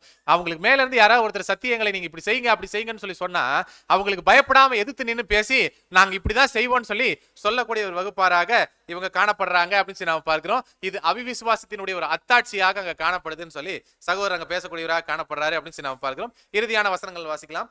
யூதா 1ஆம் அதிகாரம் 17 - 19 வசனம் வரைய வாசிங்க. நீங்களோ பிரியமானவர்களே, நம்முடைய கர்த்தராகிய இயேசு கிறிஸ்துவின் அப்போஸ்தலரால் முன் சொல்லப்பட்ட வார்த்தைகளை நினைவு கூறுங்கள். கடைசி காலத்திலே தங்கள் துன்மார்க்கமான இச்சைகளின்படி நடக்கிற பரியாசக்காரர் தோன்றுவார்கள் என்று உங்களுக்கு சொன்னார்களே. இவர்கள் பிரிந்து போகிறவர்களும் ஜென்ம சுபாவத்தாரும் ஆவி இல்லாதவர்களும் ஆமே. 18வது வசனம் இன்னொரு தடவை போடுங்க. கடைசி காலத்திலே தங்கள் துன்மார்க்கமான இச்சைகளின்படி நடக்கிற பரியாசக்காரர் எங்க எங்க தோன்றுவாங்களாமா? நமக்கு மத்தியில தோன்றக்கூடியவர்களா காணப்படுவாங்க. அந்த மாதிரி தோன்றக்கூடிய வகுப்பார் தான் இந்த வகுப்பாராக காணப்படுறாங்க. அவர்கள் மத்தியில இருந்து இப்ப நம்ம பார்த்த குணலட்சணங்கள்லாம் வச்சு கண்டுபிடிச்சு என்ன பண்ண போறோம்? இப்ப இந்த மாதிரி வகுப்பாரெல்லாம் வந்து இப்படிதான் இருப்பாங்கன்னு சொல்லி சில கேரக்டர் எல்லாம் பார்த்தோம்ல, இதெல்லாம் கண்டுபிடிச்சு நம்ம என்ன பண்ண போறோம்? இப்ப அவங்கள விட்டு விலகிடணுமா? ஐயோ, அவங்கள்ட்ட இருந்து நம்மளுடைய அன்பை நம்ம என்ன பண்ணணும் அப்படின்னா காட்டக்கூடியவர்களாக இருக்கணும் அப்படின்னு சொல்லி நம்ம பார்க்கிறோம். அவங்க கிட்ட இருக்கக்கூடிய அந்த மாதிரி காரியங்கள் இருந்துச்சு அப்படின்னா அவங்க பண்றது தவறு அப்படின்னு சொல்லி நம்ம என்ன பண்ணிடக்கூடாதுன்னா அவங்களை விட்டு வெளியில வந்துடக்கூடாது. அவர்கள் மத்தியில இருந்து நம்ம உண்மையான சத்தியத்துக்கோசரம் ஓடணும். அவர்கள் மேல அதுக்கோசரம் வந்து வெறுப்பை காட்டி அந்த இடத்துல வெளியில வந்துடக்கூடாதுன்னு நம்ம பார்க்கிறோம். அப்படி போயிட்டா நம்ம எந்த வகுப்பாரில் வந்ததாக அர்த்தம்? இரண்டாம் மரணமா? போச்சு போங்க. குறைவுபட்டவர்களாக ஆயிருவோம். புறக்கணிக்கிறவர்களாக ஆக மாட்டோம், குறைவுபட்டவர்களாக ஆயிருவோம் அப்படின்னு சொல்லி நம்ம பார்க்கிறோம். சோ பாருங்க, இந்த மாதிரி நம்ம மத்தியில இருக்கக்கூடியவர்கள்ட்ட இருந்து நாம அந்த இடத்துல விலகிடக்கூடாது. அந்த அன்பை அவங்க மத்தியில காட்டி நம்ம மூலியமாக அவங்க மாறுவதற்கு நம்ம என்ன பண்ணுங்க, முயற்சிகளை ஏறெடுக்கக்கூடியவர்களாக காணப்படுவோம். சோ அதுக்கு தான் ஒரு எக்ஸாம்பிள் அந்த இடத்துல வந்து யூதா சொல்லி முடிக்கக்கூடியவராக காணப்படுறாரு. யூதா 1ஆம் அதிகாரம் 9ஆம் வசனம் வாசிங்க. 9. பிரதான தூதனாகிய மிகாயேல் மோசேயினுடைய சரீரத்தை குறித்து பிசாசனுடனே தர்க்கித்து பேசின போது அவனை தூஷணமாய் குற்றப்படுத்த துணியாமல் கர்த்தர் உன்னை கடிந்து கொள்வாராக என்று சொன்னார். இந்த இடத்துல யார் யாரெல்லாம் இருக்கிறாங்க சொல்லுங்க பார்க்கலாம். 1.25 மணி நேரம் தான் இருக்குது, அதுக்குள்ள டயர்ட் ஆயிட்டீங்க. பாருங்க, பிரதான தூதனாகிய மீகாயேல் மோசேயினுடைய சரீரத்தை குறித்து யாருக்கிட்ட பேசிட்டு இருக்காரு? இப்ப பாருங்க, அப்ப பிசாசு கூட பேசிட்டு இருக்காரு அப்படின்னு சொல்லி நம்ம பாக்குறோம். பாருங்க, அப்படின்னா இப்ப பேசுறது யாருங்க? மீகாயேல் பேசக்கூடியவராக காணப்படுறாரு. இப்ப மீகாயேல் பேசக்கூடியவராக காணப்படுறாரு அப்படின்னா அப்ப அவருடைய அத்தாரிட்டி அங்க என்ன, மிகப்பெரிய அத்தாரிட்டியாக காணப்படுது. அப்படிப்பட்ட அத்தாரிட்டி இருக்கக்கூடிய ஒரு நபரே என்ன பண்றாரு அப்படின்னா ஒருத்தரை குறிச்சு பேசும்போது கர்த்தர் உன்னை என்ன பண்ணிடுவாரு, கடிந்து கொள்வாருன்னு சொல்றாரே தவிர மாறாக தான் ஜட்ஜ் பண்றாராங்க? இல்லவே இல்லை. ஆனா பெரும்பான்மையான நேரங்கள்ல நாம என்ன பண்ணிட்டு இருக்கோம்? கர்த்தரே அந்த இடத்துல என்ன பண்ணிட்டாரு, தேவன் உன்னை பாத்துக்குவாருன்னு சொல்லிட்டதுக்கு அப்புறமா நாம என்ன பண்ணிடுறோம் அப்படின்னா அவர் மெதுவா பாக்கட்டும், நான் முதல்ல என்ன பண்ணிடுறேன்னு சொல்லி சொல்றோம். முதல்ல நாங்க உங்களுக்கு நியாய தீர்ப்பு கொடுத்துறோம்னு சொல்லி நம்ம வாயில இருந்து நம்ம அதிகப்படியாக வார்த்தைகளை விட்டுறோம் அப்படின்னு சொல்லி நம்ம பார்க்கிறோம். ஸோ பாருங்க, அந்த மாதிரி நம்ம இல்லாத அவசரப்பட்டு நம்மளுடைய வார்த்தைகளை வெளியில சொல்லக்கூடியவர்களாக நம்ம காணப்பட்டுறோம் அப்படின்னு சொல்லி நம்ம பார்க்கிறோம். ரீப்ரிண்ட் 4488 நம்ம பார்க்கும்போது நானே வாச்சிடுறேன், நீங்க இது 4488. ஓகே. ஸோ பாருங்க, இவங்க என்ன பண்றாங்க அப்படின்னு சொல்லி நம்ம பார்க்கும்போது அவசரப்பட்டு நம்மளுடைய வாழ்க்கையில இருந்து நம்மளுடைய வாயில இருந்து தேவையில்லாத வார்த்தைகளை நம்ம பேசுவதற்கு பதிலாக நம்மளுடைய காரியங்களை தேவனுக்குன்னு ஒப்பு கொடுத்து அவருடைய சித்தத்துக்கோசரம் நம்ம வெயிட் பண்ணக்கூடியவர்களாக காணப்படணும்.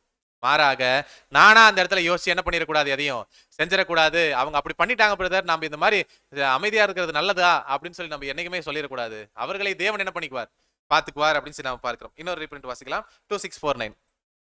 இதை மட்டும் வாசி முடிச்சிருங்க சிஸ்டர்.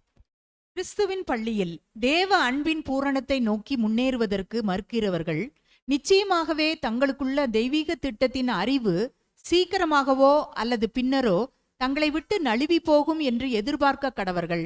தெய்வீக ஆலோசனை கர்த்தரின் உபதேசங்களை நாம் எந்த அளவிற்கு புறக்கணிக்கிறோமோ அந்த அளவிற்கு ஆசீர்வாதங்களை நிச்சயமாகவே இழப்போம். பாருங்க, எந்த அளவுக்கு கர்த்தருடைய உபதேசங்களை புறக்கணிக்கிறோமோ அந்த அளவுக்கு ஆசீர்வாதங்களை நம்ம என்ன பண்ணிடுவோங்களா, இழக்கக்கூடியவர்களாக காணப்பட்டுருவோம் அப்படின்னு சொல்லி நாம பார்க்கிறோம்.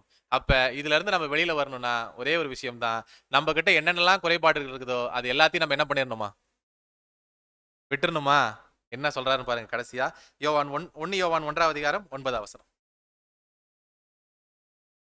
நம்முடைய பாவங்களை நாம் அறிக்கையிட்டால் பாவங்களை நமக்கு மன்னித்து எல்லா அநியாயத்தையும் நீக்கி நம்மை சுத்திகரிப்பதற்கு அவர் உண்மையும் நீதியும் உள்ளவராய் இருக்கிறார். பாருங்க, என்கிட்ட இருக்கக்கூடிய தவறுகளை நான் என்ன பண்ணிடணுமா, கர்த்தர்கிட்ட அறிக்கையிடக்கூடியவர்களா நம்ம என்னைக்கு காணப்படுறோமோ அன்னைக்கு நம்ம கிட்ட இருக்கக்கூடிய குறைபாடுகள் எல்லாம் என்ன ஆகுங்களாமா, நிவர்த்தி செய்யப்படும் அப்படின்னு சொல்லி நம்ம பார்க்கிறோம். நான் என்கிட்ட இருக்கக்கூடிய குறைபாடுகளை கண்டுபிடிக்க முடியாத போயிட்டுனா அப்பதான் நம்ம என்ன பண்றவர்களாக ஆகுமா, புறக்கணிக்கக்கூடியவர்களாக ஆகும். ஸோ குறைபாடுகளை நம்ம சொல்லி மாத்திக்கலாம், புறக்கணிச்சுட்டா மாற்ற முடியாது. அப்ப நம்ம இன்னைக்கு நம்ம பார்த்தது இங்க யாரை குறிச்சு நம்ம பார்த்தோம், இங்க இங்க இங்க இங்க இங்க இருந்து இப்ப பேசியிருக்கோம் இல்லையா, இந்த இந்த விஷயங்கள் எல்லாம் யாரை குறிச்சு நம்ம பார்த்திருக்கோம்? நான் ஆரம்பத்துல இருந்தே சொல்லிக்கிட்டே தான் இருந்தேன். 2ஆம் மரண வகுப்பார நீங்க பார்க்கல. இங்க இருந்து நம்ம எதை பார்த்திருக்கோம் அப்படின்னா கண்ணாடியில நம்மளைய பார்த்திருக்கோம். என்ன பார்த்திருக்கோம் அப்படின்னா, என்கிட்ட இது இருக்குதான்றதை நம்ம பார்த்திருக்கோம். இருந்துச்சுன்னா எடுத்து போடலாம், இல்ல அப்படின்னா நம்ம கிட்ட வராத மாதிரி நம்ம என்ன பண்ணிக்கலாம், நம்மளே காத்துக்கொள்ளலாம் அப்படின்னு சொல்லி நம்ம பார்க்கிறோம். அதனால இவங்கள்ட்ட எல்லாம் இதெல்லாம் இருக்குதா அப்படின்னு சொல்லி மற்றவங்களை குறித்து யோசிக்கிறதுனால இது யாருக்கு பிரயோஜனம் இல்ல, நமக்கு பிரயோஜனம் இல்லை அப்படின்னு சொல்லி நம்ம பார்க்கிறோம். நம்ம யோசிக்க வேண்டியது யாரை பாத்திரம் மட்டும், நம்மள மாத்திரம் மட்டும்தான் நம்ம யோசிக்கணும். அப்ப நம்மளுடைய நோக்கம் ஒன்னே ஒண்ணுதான், எங்க போகணும், குறைவுபட்டவர்களாகவும் நம்ம போகக்கூடாது, புறக்கணிகளாகவும் நம்ம போகக்கூடாது. நம்ம போகக்கூடிய ஒரே ஒரு வகுப்பு எங்கதான், திருச்சபைக்கு மட்டும்தான் நம்ம பார்க்கணுமே தவிர மாறாக அடுத்த 2 வாய்ப்புகளை பத்தி நம்ம யோசிக்கவே வேண்டாம் அப்படின்னு சொல்லி நம்ம பார்க்கிறோம். தேவன் தாமே இந்த வார்த்தைகளை ஆசீர்வதித்து தருவாராக. பொறுமையுடன் கேட்டவங்களை யாவரையும் தேவன் தாமே ஆசீர்வதிப்பாராக. ஆமீன்.